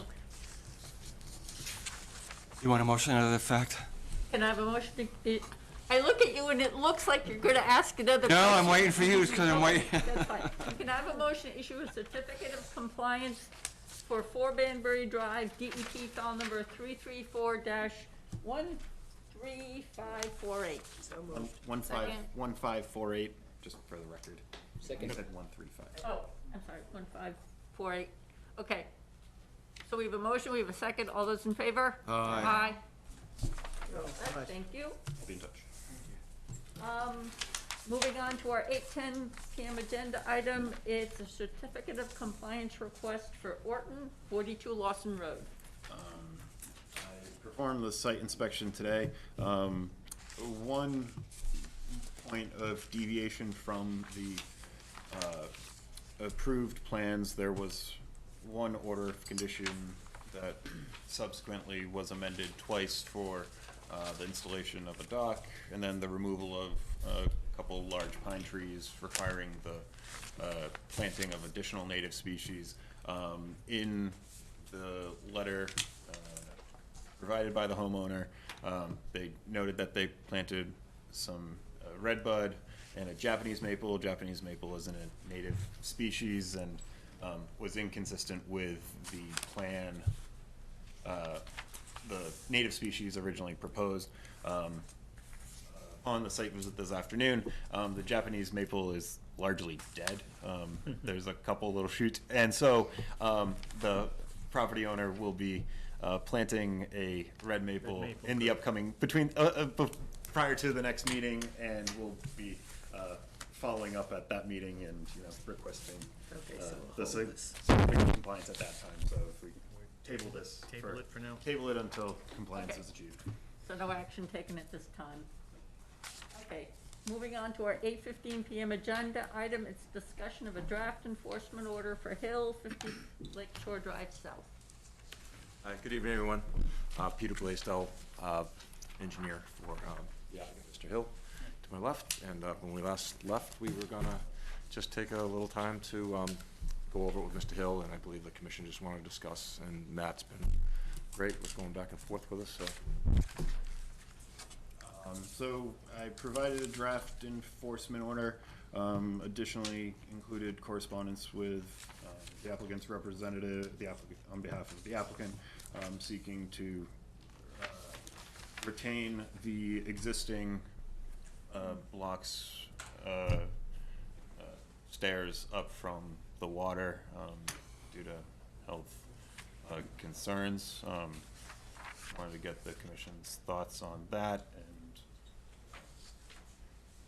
And I didn't bring it up last time, but after going, so as you can see, Mr. Hill had a pretty nasty fall a few years ago. Broke his back and his neck. The stairs were put in just so we could access the water a little bit. When we went over it the other day, I said, well, if we don't ask, the answer is always no. So Mr. Hill just asked if he could keep the stairs. If the commission decides they don't want to keep the stairs, he will remove the stairs, but we thought we would just ask the question. Any comments or questions from members of the commission? When we're talking about the stairs, those two or all the other stairs? just these two stairs. Just those two. That was, Mr. Foley, that was order number 2, that within 1 year of the issuance of this enforcement order, the concrete steps within Nabnasset Lane shall be removed. And then, just talking with Mr. Hill, the reason that went in obviously was just because of his disability. We wanted to see if we could keep them. However, he will take them out if the commission does decide that they would prefer.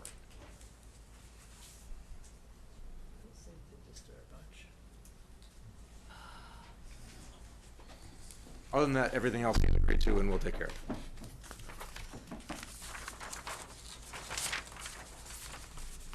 Personally, I prefer the steps out.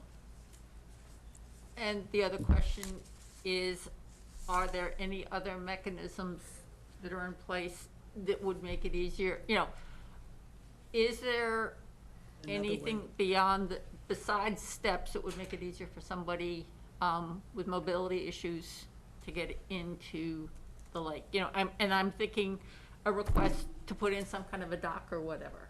Yeah. We're gonna be coming back, with a dock, I believe, on the next one, but just to get by this, again, Mr. Hill, What does it look like uphill from the steps? What's up there? more steps. Lots So more steps. how many steps can he make down, but he can't make the last two, is that it?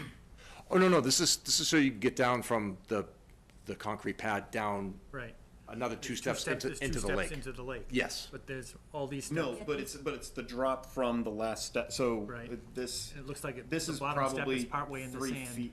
Yeah, that's like a 3 foot, 2 or 3 foot. 3 foot drop down onto the From the beach. bottom step to the So pond, there's, you know, to the 1, 2, 3, 4 steps down from the existing concrete, and then there's 2 down to the grade of, so, that's the, so it's actually getting into the What's water. The rise on those is The what I last two can't. steps are in. They're about 7-inch risers. Oh, okay. It looked a lot less than there. All right. Are there alternatives that are natural? I mean, I don't know. That Well, it would just, not it's break, you know, putting over time. something in, Yeah. it's putting something in land underwater body. I mean, that's, Yeah, I supposed would to be prefer taken to out. see the dock or something, you know, but when we start Or putting temporary concrete, stairs you that you know, can take in and, Yeah. yeah. yeah. Or actually, that might be a possibility as well, Like a folding temp, stair thing that can go. they can go into the water and be removed. We're gonna take them off. Mr. Hill just gave me the, we're good. We'll take them off. Okay. But thank you for considering that. We appreciate it. And what was the purpose of welding that door shut? Wasn't supposed to be used. yeah. So we wanted it So I welded don't- shut. So I don't think that that storage area.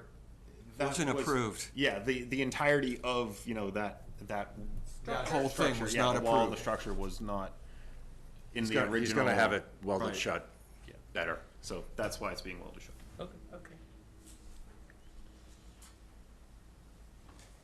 I Anything else? I have no further comments. Are there any comments or questions from members of the audience on the items being discussed here, the enforcement order? No? The order looks good, and that has, every item has a timeframe when it's a I saw that too, yeah. Okay. The word daft. It's a instead of daft draft. enforcement order. I try my best. I keep you.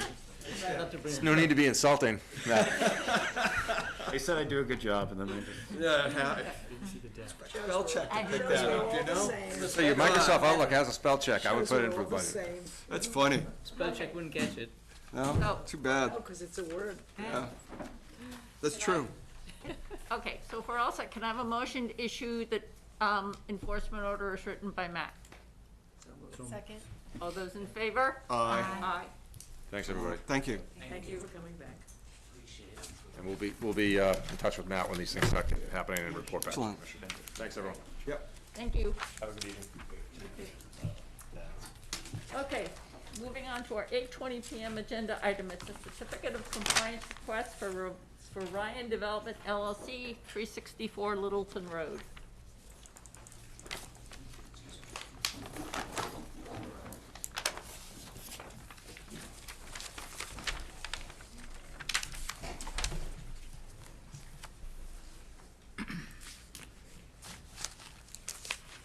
Good evening.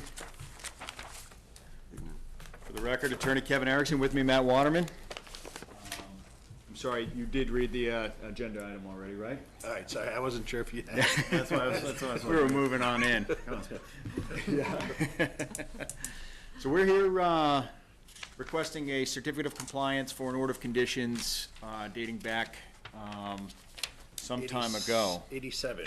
Well, that's the really old one. That's the really old one that was never okay. utilized. Yep. This one dates back to, I think, 97. 97. 97. Sorry, with the extension through 03. That's correct.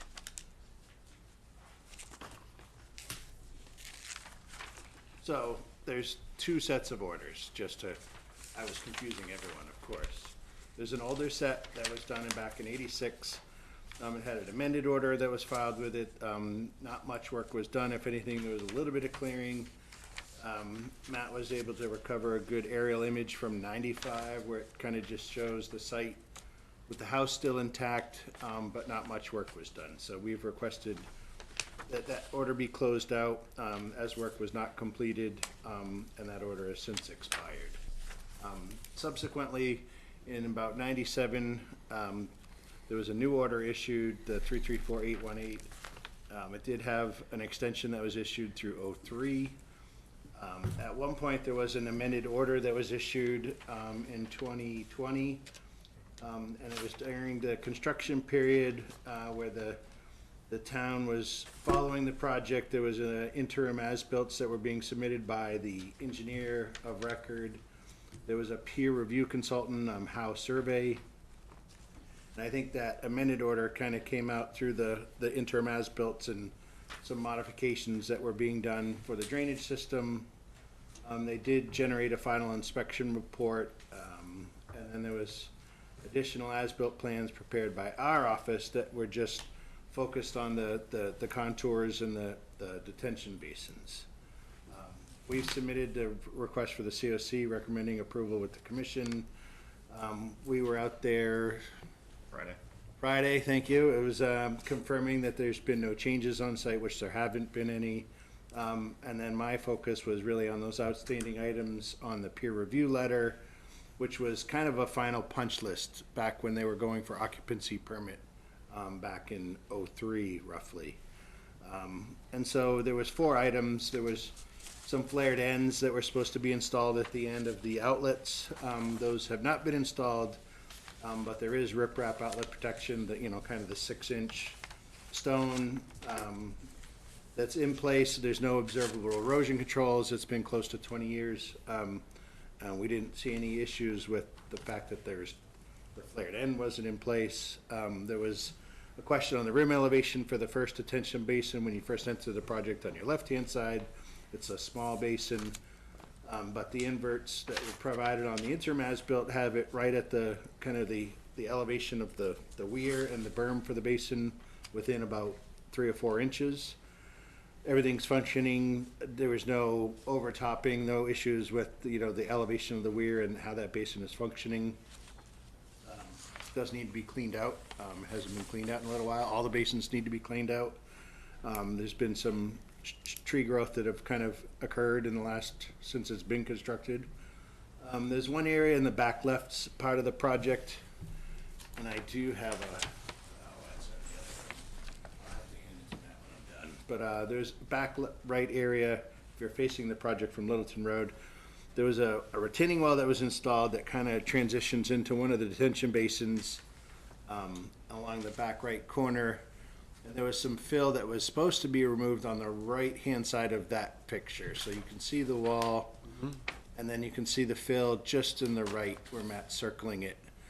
And there's onto the, just beyond that, if you're going to the right towards Kimball Farm, there's the old rail trail that is not a trail, but it's a rail bed that used to go from Howard Road and extending towards Littleton. And that's right there at the toe of the slope of this. And then the wetlands are another probably 25 feet. At some point, there was 1 or 2 flags that came closer in this area, and that's where this fill was to be removed. It's currently not being mowed, maintained. You can see the tree growth that's occurred.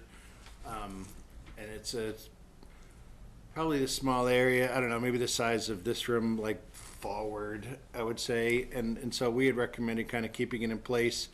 The detention basin's a little bit bigger, wider, has a little bit more volume. And I think that fill is kind of part and parcel to that basin. So we had recommended that the commission consider just keeping that fill in place at this point, minimizing disturbance to go in there and remove it. I think you'd. Is that this fill that's on the plan Correct. here? Okay. Yep. And then lastly, there was some catch basin inserts that were on the modified drainage plan with the amended order. They were spec'd, they're a filter insert. They're not even to the kind of the quality that I see typically with a lot of the catch basin inserts that we have during construction, that are required during construction period of a project. And I feel like these inserts are more of a construction period item and not a long-term. If you go to their O&M manual, it says they're supposed to be inspected and cleaned after every storm event, which seems a little hard to maintain something. Usually it's like you're expecting your catch basins quarterly and making sure everything's functioning, either quarterly or biannually. So we had recommended that these not be included with the modification. Lastly, there was an enforcement order that was issued, draft order by Matt, that kind of focused on 3 pavement areas. I gave you a new plan because I didn't realize my plan was hard to read. I apologize. It read really well in AutoCAD, but when you printed it, it didn't kind of translate very well, so I kind of updated it. And the paving in this area has settled. In one area, the curbing has kind of settled, so the water is bypassing either the catch basin or the flow path to get to the catch basin.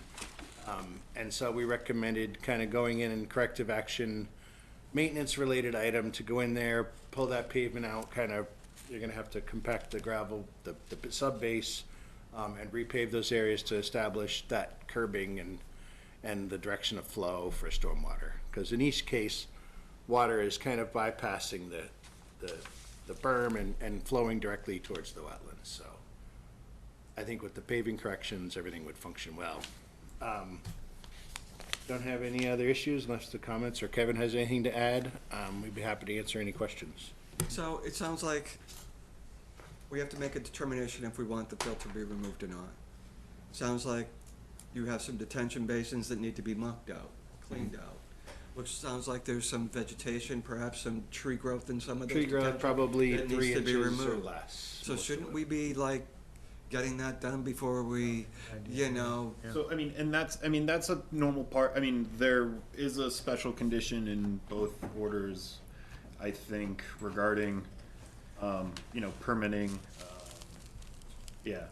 number 40, at least of the original order. The following long-term maintenance guidelines shall be strictly adhered to: drainage catch basins pumped and cleaned, drain lines inspected and cleaned.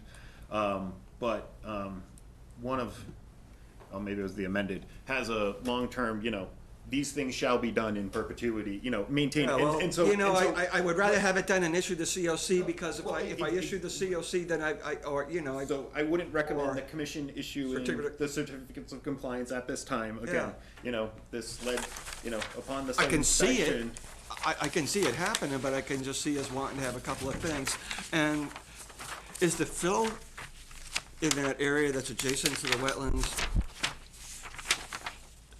this was added during the project? I think It wasn't supposed to be there, and, yes. okay. And if you, Matt, will And zoom he's sitting right in. on top of the wetland there, Matt. That's something that we would have typically, we would have somebody pull out. Right, it's. We do. Okay, I'm thinking the last guy then who. we can add to the enforcement order. Yeah. That gets And removed, I'm thinking of the guy who stabilized, had the and- boulders, who he covered his boulders, and he went closer to the wetland, hitting with the resource area, and we had him remove all that fill and the boulder and all that. Was that Village View? Yeah. Was that who it was? That was covered as boulders. No, I know the No. one you're. He bought the house, and then he. Buckboard. Yeah, that's it. Buckboard, that was the one. And that's the one I'm thinking about. It's like, this is the same.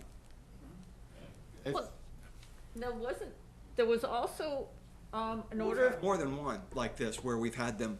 Yeah, but I'm also, Matt, you had said something about there was a really old order of conditions that never was acted on, that Yeah, we the- also need to, I'd like to get that one off the table. I actually have, you never got me the paperwork, and it's not. I have it in the other room. It's not on the agenda, so I'd recommend the commission just kind of having So- them all okay, together at so the we- same we- time. Okay, so there's 2, and we will deal with that in the future. Yes, when the site is, when When the the- items of the enforcement order are Okay, complied with, to get the site to compliance to, as was. I mean, the fill is only like 2 or 3 parking spaces. you know, when I'm looking at what it is. I mean, we've had people who have had more fill. You know, we've been removing it, but he's so close. Okay, so it's, with removing the fill, do we also have to then remove the fill and stabilize?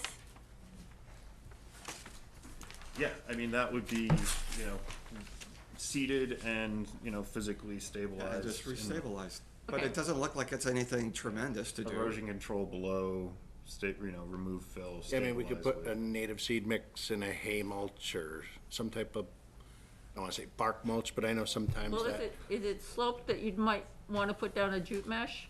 Yeah, that was my. potentially, Okay, just in terms of, yes.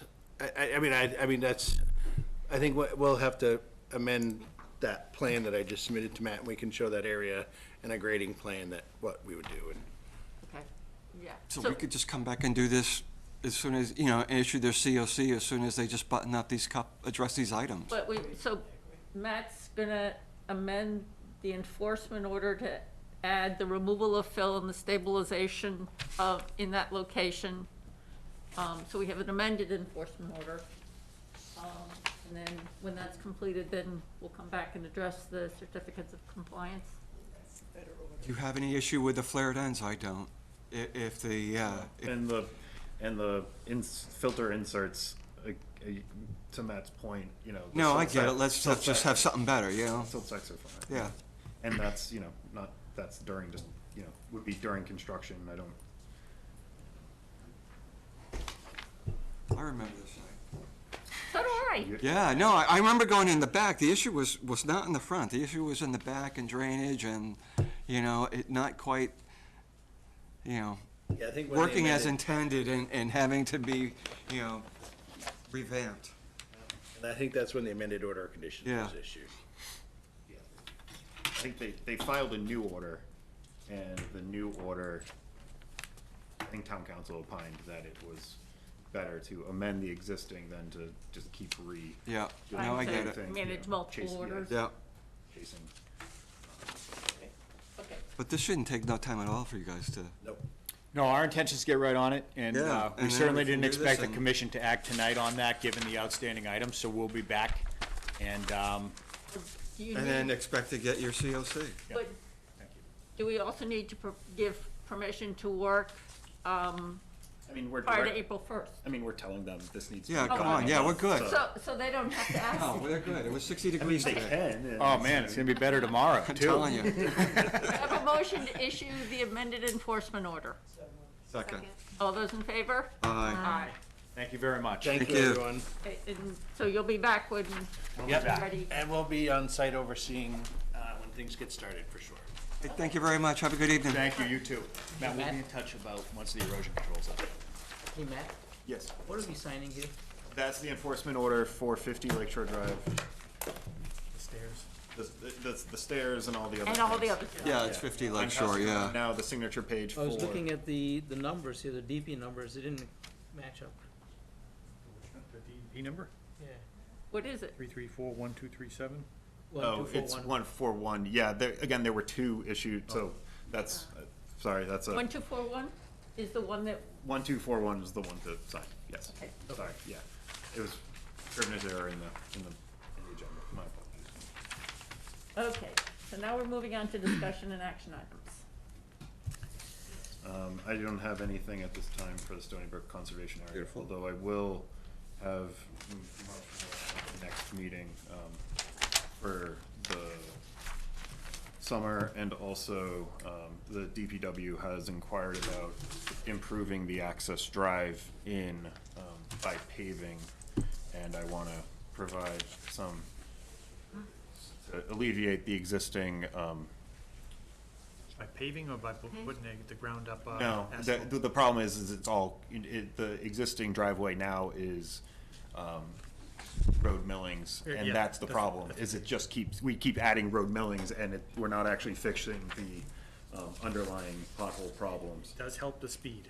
And if the commission wants to take I can direct, if I can have a phone number to direct, the residents who are unhappy, I'd be more than happy to But I think not field those calls. But I think what's helpful is because this is actually where we're looking at is from the time you drive off a depot all the way through, and so it's different in different places, and I think it's to have the discussion. It's really helpful to see the plan and see where stuff is proposed and where stuff is not proposed, or what's proposed and where. And to kind of establish, so that there's less maintenance for DPW. It's an adequate and safe surface. Again, that's the intention. So I will have stuff regarding that for the commission to consider. Again, they're planning on using Newport materials mitigation, asphalt, I guess. So for the commission's consideration. And it would, if I remember correctly, this also, because it's the area down by, along the train tracks, it also addresses, the proposed plan also addresses or more regularizes where parking will occur and where it will not occur. Yeah. In that area between the, just parallel to the train tracks. So it's something that I think it's probably helpful to have a discussion to be able to see what's proposed. Is the highway department complaining about putting down the millings from the road, or is it just? Yes, or is it just they're probably, drivers that are concerned about the bumps? they complain about having to, they go out and then until the next rainstorm, and then it's, the existing, it's it all gets washed away. Doing the same thing and You expecting cut a hole different again, results. So, it's not efficiently using their time either, so, that's their intent and their request, so we'll have more. So there'll be a plan to discuss. Yes. Do we happen to know, what the rec department's timeline is for hiring the staff that will be working at the town No, beaches? but I can follow up with that. Okay, because I think, it would be good if we're working on the same timeline. Yes. Okay. Where's Woods? I did make a call to the non-emergency. I didn't have my phone. I couldn't get my phone in time. I did witness one of the neighbors dumping yard waste there, and I asked that they follow up with me, and I'd never heard anything. So. Nice. News to me. Surprise. Do you have, It was- offline, send me a date, just let me know so I can follow up with that. when? Yeah, when you reach out to Okay. them, yeah. Put that in email so I have some information. I will. Everybody around that area has been not warned, but notified about the dumping that's been going on, and it's not allowed, and it shouldn't proceed, and it shouldn't happen. Yet it does, It was on the 3rd, And what? but I can and still. yet it does. Yeah, I'll email you. So I think it's not just sending a letter. So what other clout do we have? Well, if we know who it is and it was observed, we have a witness, we know who it was, we have a fine mechanism. No, that was Matt's, sorry, that's not for you, that's. Okay. No, we don't want to sign that. My apologies. Okay. So, next discussion item is Freedom Park improvements. I received, this letter was following the commission's last meeting from Jim, who is here and had previously spoken. I also received additional correspondence this Monday regarding something, concerns about people not picking up their dog waste. Posting it to Facebook or whatever, and then bringing it up to our attention a week or two later doesn't help. It's the same thing at East Boston Camp. When something happens, somebody's got to call the non-emergency police line immediately, because waiting, what are you going to do other than just picking it up? Doesn't help. What good, but if you call the police on the waste. Animal control for this kind of thing. Oh, the animal control. Or if there's problems with, gatherings and fires and that stuff on the beaches, you call the non-emergency police line. That I can understand, but the dog waste, I don't see how we'll call. Call the animal control. She's got a full plate, I don't know what you Whatever. want to call it about. Waiting 2 weeks and telling us about it, what are we gonna do? Yeah, we can't do anything about it. What is anybody gonna do 2 weeks after the fact? Nothing. Do we have any signs? Well, there, Doesn't seem, signs don't really seem to help. well, it The just, dog can't read it when it wants to use the, Stop. yeah, Do we but have a sign so that the public there knows? are two. Okay. There are two about dog picking up after your dog. One of the other things that Matt and I have been working on is the signs that say no grilling, you know, the, announcing the town's leash law, stuff like that. We have the signs, we I just need to get them to DPW. get them posted so that that's there, and so that neighbors can then, you know, if they see grilling in the park, other prohibited activities, they can call the non-emergency line. Marilyn? Do we have any rights to fine them? Yes, we do. If you see them and you know. So in that case, somebody knows that something can happen to them.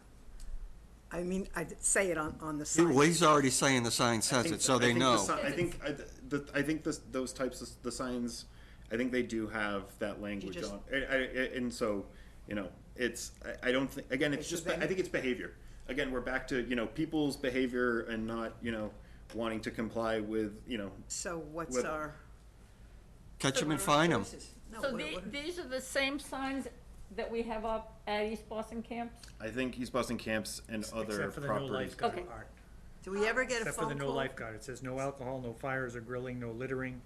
A fine of not more than $100 per day shall be imposed for any violation, blah, blah, blah, blah, blah. Was that East Boston camps? It's what you can read underneath all the It's- graffiti that's on it, yes. Yeah, so we're using the same. It is. You wanna You're read it? You sick. can't. I hear you. It's covered with paint, spray paint. Okay, Okay, who's got some kind of clever way to intervene? I don't know that we have an answer other And- than what we're doing. It's very frustrating. it It is. is. We can let people know to call the animal control for animal control problems and call a non-emergency police line for rules violations. Maybe we put that as a sign underneath that and then put the number underneath. So Yeah, if somebody sees it, they know what the number is and they can simply call it. Yeah, I think that Instead would of be worth guessing what it doing, is. rather than hoping that they. Yeah, would they'll follow have their through. cell phone there and, Yeah. you know. Yeah. Yeah, rather than And maybe it says, Googling please the, call if violation, or something on the Above bottom. that sign I was just reading, there are that's at our beaches on the camp, so it calls your number. your cell phone, okay. Okay, it's not Unless for one of surplus perfect, PD but it's vehicles. better than nothing. I may not, I'm not sure, I'm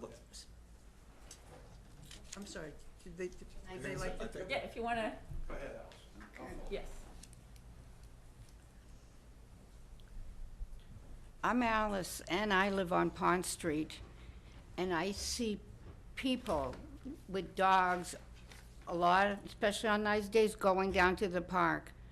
I know some people pick up after their dogs, but what bothers me the most is the sign up front that says dedicated to the veterans of Westford.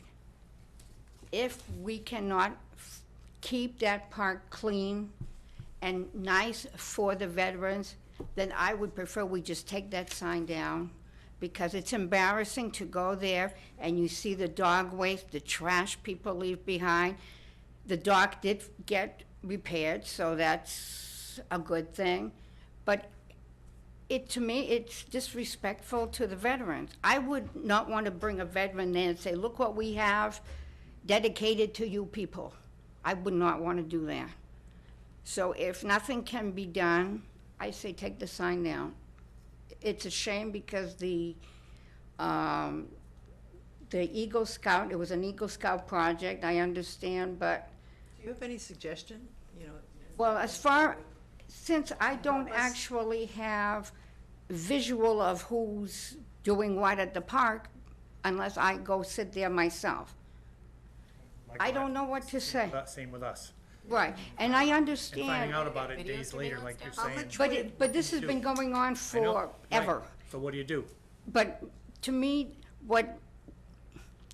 I don't think taking down the sign is a good thing. I think it's it's, But it is what it it's- is, and I think it's just Right. as bad not to have it be dedicated. And I think people just need to have more respect and realize, hey, this is dedicated to the veterans, be respectful, do what you need to do, Marilyn? What would it cost us to occasionally have a police officer? I mean, I can ask What for. would it cost us? I mean, I'm not saying all the time, but I can ask the police department to include that in their, their patrols of town, to stop in. But if they're not there when, I understand. it's. But if at least, if it was thought that sometimes somebody could be there, someone I might can think certainly twice. ask them. I don't know. I don't think so.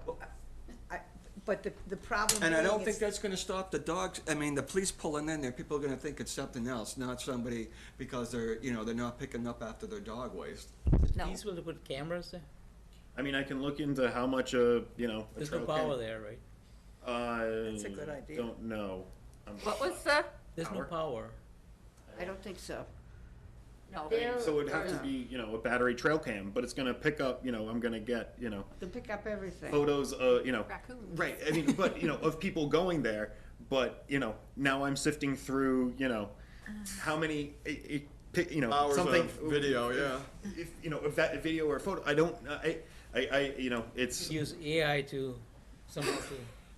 And now we'll need a sign posting that, we're being monitored by AI. It's very frustrating, The though. question, because- though, is with recreation parcels, I think, are people allowed to bring their dogs? Is the rec department having similar issues? I can ask. Because what I'm Can kind we of forbid dogs there? brainstorming that says, I don't know, that's the Can we next, for- No dogs are allowed at We ask Edwards. say again? No dogs are allowed at Edwards Beach. Why can't we forbid dogs? If you can't curb your animal, if you can't take care of your animal, if you can't bring your animal, why can't we do that? I can look into. Can you find out, I can since we find the have, process to, yeah, can you ask whether we See have how they that did it at right? Edwards Beach, how were they able to, yeah. People still bring their dogs down there. What? They still bring their dogs down there. Okay, we're not gonna be able to, police everything, but. But at if we, least- hey, if we say that they aren't allowed, then, I mean, that's then one when they step. do go Yeah, down then there, they shouldn't yeah. even be there then. Right. That's easier than the police coming by and looking your for dog's dog poop? droppings, yeah. I see a dog, it's not supposed to be there. Jim, did you Not wanna out say there with something? flashes. I did send that picture to DNA Matt. testing. That was on the, I'm Jim Kaziniak. I'm Marisha Taylor's sister. She lives at 4 Pond Street. Marisha Alice Taylor. lives at 2. The picture is from 5. There's 2 abutters on Pond Street. The previous abutter was here last month. The other abutter is Kevin Bray, who put that picture up there. He cleans up the park. He's not there. He goes to work. He comes in and he sees that, he cleans it up. He's frustrated. I told him I sent it on that neighbor response to call Matt or you, because that's who we should respond to, is conservation property. I think there's probably 2 options. One, maybe to forbid dogs. The other is, I've seen places where they have doggy poop bags in receptacles and a place to put them. There's a lot of dogs in that neighborhood, there's a lot of dogs at Abbott Mill. The people in Abbott Mill haven't got a lot of neighborhood turf to go over, other than sidewalks and other people's lawns, so they go there. There's also a neighbor that has dogs that goes there, a very close abutting neighbor that goes there. So this guy Kevin cleans that place up, and kudos to him, but he shouldn't be the guy to do it. So there should be a plan. I also had suggested that, and through another party, that perhaps Chris Yule at the mill could have some of his folks volunteer, his maintenance folks. There should be a trash can there. There should be a dog receptacle, some sort of receptacle. Anywhere. Yeah, No, but doesn't and- mean we shouldn't. well, But I may not It should be No. picked up. It should be picked up. If people can pick it up and put it in a receptacle that could be picked up weekly or No, bi-weekly, that might help.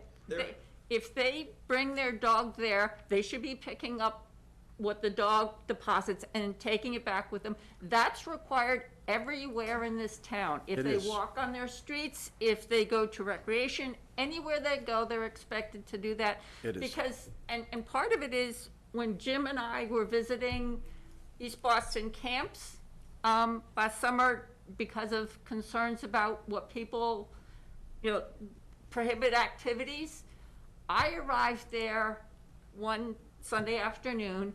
There's a big sign on the tree, with all the do's and don'ts, and please pick up after your dog.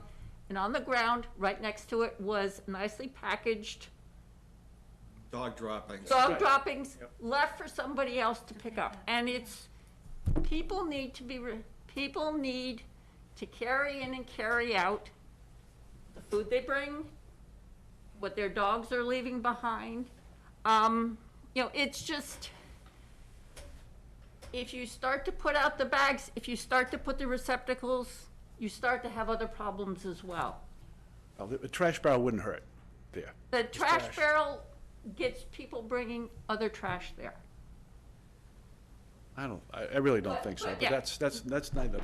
I I think, would I think say, the. I would say no dog. At this point, if Yeah, we can't, I would go for saying no dogs. yeah, I would go say no dog. You know, That would certainly be helpful. But also the other thing is with Chris Yule, is maybe we need to suggest to him that if he's allowing his tenants to have dogs, he makes Well, space available for them to exercise He their has, dogs. he has the DNA program for his dogs on his property. When people rent there and they have a dog, they do the DNA on the dog poop. And when it's picked up, they test it and they find the tenant. They do that at Brookside Mills. So guess where they go? They go to the dog park, because they don't want to be fined on Chris's property. That's very interesting. So that's the alternative. Instead of getting fined at the Abbott Mill, you go to the dog park. And it's a 50-yard walk. We don't have a dog. So- Can we at least get to the point where we find out how we remove the ability to walk your dog there? You know, we'll revisit it at another point, but right now, we have no control over it. Let's at least put this up, and see what happens. Then if someone breaks the law, we can call the police on them. Right, so what you're saying is we implement this, and see how effective it is at addressing the And problem. maybe a sign that says, unfortunately, we'd love to have you have your dogs here, but no. Not No, you can't do that. Just- I know. We Yeah. just, No you, dogs allowed. you Yeah. can put it I somewhere got else, it. but no dogs I'm being allowed. facetious. I'm being facetious. Secondly, on the other point, the fence issue, I was there today, the fence is down, the stockade fence has fallen down. So what did we say? And we so were that's, going talked about and that. I also mentioned that basketball hoop. And Well, yeah, well- that's now tied to the fence because Right, it's falling and- over. So that's a hazard, it shouldn't belong there, it's on conservation property. we talked It about should that. be No, but- removed, it should be removed, period. So that was the next thing I was gonna discuss. So the basketball hoop that was set up on our property without a request, without our review and approval, we want it removed. Who does that? Talking with Matt, I mean, I'd say give it, put something on it. It needs to be removed in 2 weeks. If not, it's removed, I wouldn't even say that. no, I mean, I can, Just take it away. Take it No, away. just I'll Take it away. It's on our property. Enough is enough. It's trespassing. Just take it away. Because so whoever put it there doesn't have the option to take Because it they back? shouldn't have put it there, or they should have come forward. honestly. No, but I'm saying if they wanna take it and put it back on their own property, if My- the Really town. think they're gonna do Honestly, that? I took a look at it, it's one of those poles that you can go up and down, it's all rusted, it's Okay. falling forward. I don't think if somebody owned that, they'd want it back on their property. They would probably relish I would the just opportunity remove for it. someone else to I would get rid just of it. remove it. It's in bad shape. It's in bad shape. Okay. Get first thing tomorrow. That Okay. Right. goes in and, they'll. And then how do we Get a arrange basketball the hoop other over it. about the notice about no dogs on the Oh, I need to talk with animal control or the town manager. And do we need to put a sign up in any place? I mean, I want Talk to it and find out what it's. Right, I what want he to can figure do out the first. process. At least have the understanding of, okay, if this is, because again, I'm sure there's going to be, not that I hope there are ramifications. I Well, hope let 'em someone come comes in, and then we'll say, this is why we forward. gotta do Let's it. have Right, someone but I'll come have, here and argue this. for the next meeting, I'll have, a draft of, again, the fastest way to put something up is, orange cardstock, it's hard to miss. And Find out what legally- and figure out what the process is for the commission to say, to go forward with no dogs allowed, because if. That's it. We've tried other things, that's Well, no, obviously we not try to, enough. we try to tell you what, you know what you're supposed to do, you're not doing it, you You lost lose your the privilege. Sorry about Exactly. that.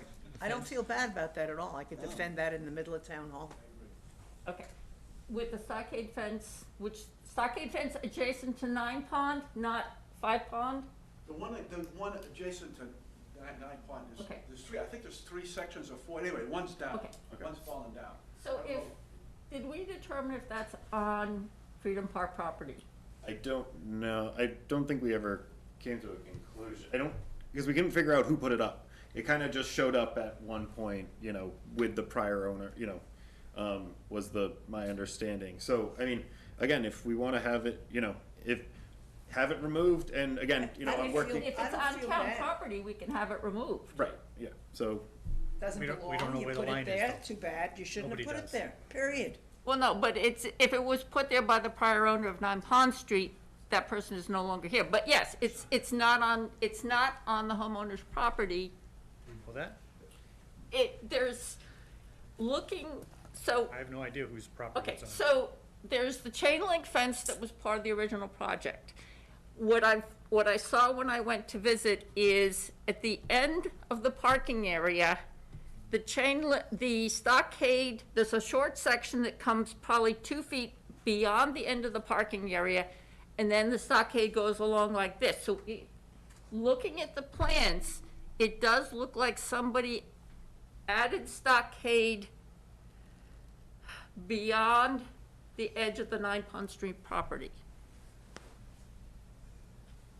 So, If you can get it confirmed, take it down, I'll follow up with the property owner, and if they're okay with having it removed at this time, we'll just. yeah, because I believe they've tried to write it and it just does not stay. Right, and so if it's not, if it's When just. it's on our property, it's It going doesn't to, stay. it's going to be removed, so we're giving you Right. fair notice. Yep. Yeah. You either call in someone to help you stand it up. Yep. Or take it away. Well, no, because if it, yeah. No, not if even it- stand it up. If it's on our property, it But comes if it's out. on there, if it If happens. it's on theirs, then they need to make sure it's on their property. And how are we gonna Yes. tell? How are you gonna tell whose property it's on? Good question. Yep. No one seems to know. Exactly. I wanna see if they want it removed as well. Okay. Okay, well, you can Right, ask. Right, if they So want if it, if they're they, amenable, right, if they're regardless of amenable whose to removing property. it, I we'll would just suggest remove that- it, and whoever's it is, it's Yeah, immaterial take to your the time. process. Removal's easy. Right. Yeah, if both agree, Yeah, it's gone. And then it's no longer. Who installed the chain link fence? It's gone through those trees. It's interwoven through all the trees. It's a very, very old fence. So- It couldn't have been, I wouldn't think, that the town, when they developed that park, in 2008, that fence seems it's way, way, way before that. So that property, as I think I said in an email to Matt, was the Grodno Cooperative Store. And then I think the first owner, my guess would be, the first owner that converted that store into a residence, put that fence there, and those trees grew up all around that fence. So, But if that fence, it's only 1.18 of an acre, so it's a very small lot. but the fence also continues, Down, it does. it continues around, because the fence Continues also right down to the borders pond. Yeah. 5 Pond Street. Right, So right. potentially, it was fencing installed by the original owners of that, the property that became Freedom Park. So before the town bought it. Because the town bought it about late 80s, Yeah, so about, yeah, I don't remember. so 30, 35 years ago. Okay. Is the fencing, because that used to be a parking area. It was all paved. Yes. So the fencing may have been there to secure the parking area. Because that was where, going online, looking at the documents related to that parcel, that was at one point originally used for parking for employees over at Courier. Right. So they might have had fencing just to secure their parking area. I don't know. But anyway, yeah, The question is, whose fence is the property on? yes, It may have to be surveyed to find that out. Can I speak? sure, Alice. That fence and that area used to belong to Murray Printing years and years ago. They had a tennis court in the back and that was all parking. So I believe that whole fencing around there was from them. Okay, so it dates that, so That fencing's been there my whole It's- life, your whole life? plus maybe more. Okay, But it's been there forever. But I have a picture of that wooden fence that fell down, if anybody wants to see it, or you're not. we've have pictures of it down before. We've also, I've been out there to visit, Matt's been out there to visit, and that's where it appears, because that section of fencing is not in line with the chain link that was Right. behind it. That's what leads us to believe that that fencing is on the Conservation Commission's property, I which I would let couldn't us. tell if it was on the property Yeah. or not. It's hard to tell there. But Matt's gonna reach out to the owners of 9 Pond Street, that if they're agreeable with it being removed, then they agree, we agree, the problem can be easily solved. Okay. Well, how, if it's not town property, how can they agree to anything? It's not on their property. But if, They have no right to agree to. Right, I mean, so, but in lieu of spending $1,200 for a survey, just to understand whose property it is, can we just agree, you know?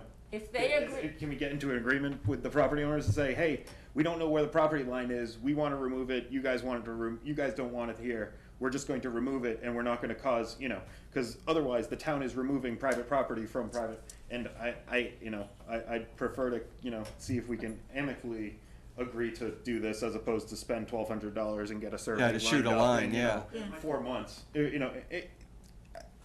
I have a limited budget here, so that's my, you know, $1,200 for a Try survey. it this way and see where we go with it. And, you know, and if not, and they don't, we can proceed as that way.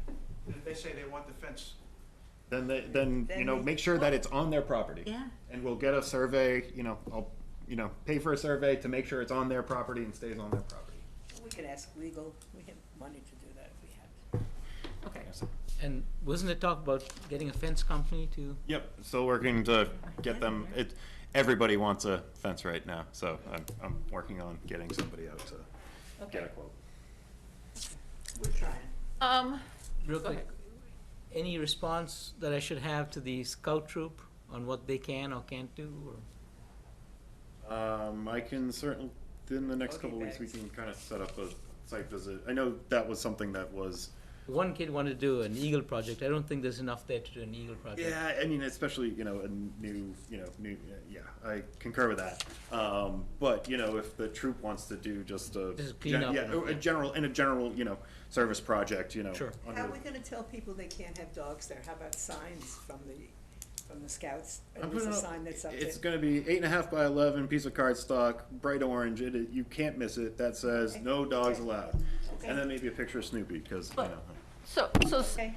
But Noel, one of the things is, and this was brought up in the discussions in the fall, is where the pavement that's adjacent to the dock, there's then a stretch of grass going to where there's a pervious walkway going to the gazebo, is one of the things. Pavers. Yeah, is putting in a pervious paver so that from the walkway you have an easy way to get to the pavement that lets you get up onto the dock, because that addresses some mobility issues. The other thing to look at is those platforms under those two benches where there's been a lot of settling. I don't know if, you know, if that's the kind of thing that the scouts can. Could do it, yeah. Yeah, that, planting, well, there are no dogs, do we need to worry about planting the low shrubs? Maybe we defer that? Yeah. Or other flowers or whatever, we talked about doing some nice Yes. plantings. Well, actually, yeah, but, and some of the plantings, for example, with what's done with the fencing on the backside of 9 Pond Street, one of the things we had talked about was, low shrubs to screen both people in the park looking into the backyard and providing privacy for the people at 9 Pond Street.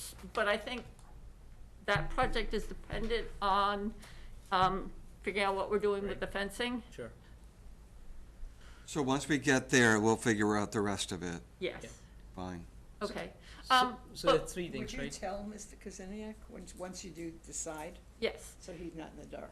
but the other thing too is with all the invasives along the pond front, I mean, I really want to get in there and start pulling out that bittersweet. Yeah, I mean, that's So- certainly something that, you know. So a vegetation cleanup as well along the edge of the pond, because there is I took pictures August of '22, there is an incredible amount of bittersweet Okay. that's growing there that we really need to get out. Can you give me a list, Matt, of these Yeah, 4 yeah, things? like I said, meet on site, you know, we can try and meet on site with Okay. the scouts. there is if there's a possible scout project, and it's probably a little bit of a aside, those benches are kind of tired. Okay. And there's hardwood pieces, they're just bolted in, and they could be replaced, just unbolt the, Forget, are they steel frames? yeah, there's still Okay. frames, but Yeah. there's slats. Just across the Yeah, slats. there's 4 benches, they're really kind of tired.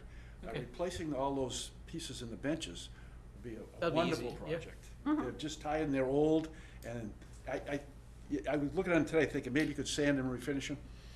I don't No, think it's so. not worth it. It's just, they're Every all- 10 years you replace them Yeah, anyway. Yeah, so replacing those slats and the benches would be huge. If someone wanted to volunteer to, No, we'll have the scouts I'd be do, glad to help there are a someone bunch if of, they wanted like, to- now there are 5 things we've talked about. I mean, I'd be so- glad to go down and help them, just unbolt them, if you could get the stock, that'd be, benches would be brand new. Guys. There's 4 of them, There are 4 benches, you said? there's 4 benches. Okay. Yes. There's 2 near 9 Pond Street and 2 over by the Yeah, gazebo. there's 2 and 2. Okay. Yeah, but the benches behind 9 Pond Street, looking at the platforms those are on, there's been a lot of settling, and I think, Yeah. you know, but yeah. Real quick, Jim, do you live right by there? I do not, I grew up in Forge Village, I live on Robinson Road. My sister is a neighbor. Could we get power from her? Like if you, No, through she's an across extension the street. cord? You'd have to get it from 5 or 9, probably. You'd have to get it from Maybe. Kevin. Unless you have a real long, We can get the Extension. 100 or 200 foot cord, I can get one. maybe Yeah, but more than is there an that. issue with running a power cord across the street? I have questions, I have concerns, I will follow up with people regarding power. Okay, guys. All right, Yeah. let's move on. Let's move on. Okay, moving on. There may be a Moving on. possibility, he's the guy that was taking care of the park. He's cut the lawn and done that sort of stuff for Yeah. a while at 5 Pond. I would suggest he probably would be amenable for you to get the power, just to get things Okay, going. I'll reach out I to think he'd be Matt. amenable to that. I can ask him. Okay, Okay, thank you. thank you. Summer Village Conservation Restriction Amendment Update. Are Oh, we done? sorry. I have one other Sure. concern. The dock, when you look under the dock, the piling, I guess is what it's called, The vertical supports? that cement thing is all cockeyed on both sides, so the dock is not sitting properly. Okay. You know what I mean? Yeah, I understand what you're saying. I'll go out and take a look at it, but I don't know what the, She's saying the footings to yeah, the footing, and yeah, I are- don't know, Well, I don't think the scouts can do it, Probably not. but it's. yeah, again, I don't know, I'll certainly take Yeah, a look and take a see look. what the scope is and see how to, See what the condition of the dock is. See what resources would be needed? see what we could do about it. Okay. Thank you. Moving on. Summer Village Conservation Restriction Update, nothing at this time, but, we should be, I'm been in contact with the, trustees. The Jarvis Hill Estates CR, I have nothing to report at this time. Day agricultural and conservation land, I've yet to hear back. I plan on following up tomorrow with the lessee and letting them know if we don't get anything by, again, we haven't gotten any update, we haven't received, the payment from last year, we haven't received the soil sampling. If this isn't done by the commission's next meeting, does the commission want to pursue just, not renewing the lease and, hiring a farmer to, plant a cover, how, Is it chair's issue? Is this an issue from the chair what chair? of the, from Dave? So No, this Who's is, asking for the 5-year lease? No, Then- so the lessee. The The- lessee the- doesn't have a valid lease to, they haven't paid for last year, I haven't received, they had the ability to renew for another 5 years. She did say yes, she wanted to. Okay, it's the woman. Yes, the farmer. I got it. Okay, I yeah, was- and, cause I she thought it was hasn't, Mark. Oh, okay. she's got outstanding lease agreement. Uh, Yeah, something. stuff from her prior lease Yeah. that still has not been completed. Because yes, if she's not, And so, again, we've been, Give her something if she's not doing. so, if the commission's amenable, just to put a to put a deadline on this, that if, it's not received by the commission's next meeting, we're not going to pursue, so payment for 2023's lease payment, the soil sampling results, if those are not received by the April 27th, or, I was saying March 27th. I'm sorry, the March 27th meeting, then we're going to stop moving forward, renewing the lease. And she needs to remove everything from the She property. needs to remove everything. We need to get somebody in there who will plant a crop to stabilize it for the summer so that we're not having weeds and other things go up that could impact the community garden. So we basically need it stable for the summer because we're now have to go back through an RFP process to find somebody new to lease it. If we don't get, so that's just kind of where we're at. So That's it- sad. Yeah, It but is. again, I mean, but, you know, No, but I hear you. November, you know, we had this discussion about, you know, pursuing, you know, the renewal, which he expressed interest in, and so I'll follow up and hopefully, you know, there's 2 weeks to make, you know. See if she does Yeah. any kind of effort. Yeah, because we have. To bring things in order, and then we can move forward, but until that time, yeah. And But if it doesn't move forward, we have responsibilities. to move forward To move and forward. find somebody else to lease the property to. Or just even to keep it stable for the growing season. Yeah. Okay. So, minutes for February 28th meeting. Have people had a chance to One review little them? thing. Yes. Any comments or questions? Marilyn? I don't know, just in one sentence, maybe I'm reading. Good it night. right. Good night. Thank you. Good night. On page 2, under discussion of Freedom Park improvements, what's that word? Wheeler provided pictures of areas of concern such as trees, warping Wrapping, fencing. probably Meaning wrapping. that the trees cause the warping of the fencing. Okay, then forget what okay. Yeah, I I'm mean, okay. yeah, it's. I wasn't sure what I was reading. Yeah, Okay, the top bar is actually curved in places. I got it. Okay, Yeah. sorry. Okay. So I did have two, in that same area, it talked about use of low-dense shrubs to deter animals, and I basically added the word loose. Where are you? Deter loose animals from the park. So Yeah. Same paragraph. Same paragraph. Oh, that's, I have it up on the screen. Additional remedies discussed include, and the use of low, dense shrubs to possibly deter loose animals from rushing into the park. What if they're not in a rush? Unleashed animals, you can walk through. Unleashed animals? Yeah. I think unleashed animals probably is. okay. And I thought I said dogs, but I might, you know, I didn't bother watching. But anyway, People walk their cats. yeah, but, Oh my but this God. was stemming from somebody saying that 100 years since I've seen that there was a problem with dogs, unleashed dogs rushing under the fence and into the I park. think it was Angela. Yeah. Okay. God. And then also, under 426 Littleton Road, there was talk about questions asked and answered, and I wanted to make sure that we recorded some of the points that we made in reviewing the proposed project, which weren't question and answer. So add, prior to the last sentence, in addition, the commission's comments included noting that some of the additional parking being added at the front of the lot did not meet the 30-foot. And it should be 50-foot setback? No, it's 30-foot no disturb. Okay, well, is that 30-foot? Because at the site visit, I thought that the parking spaces actually were in the 50s. I'll confirm the no disturb setback. Okay, the nose just, okay,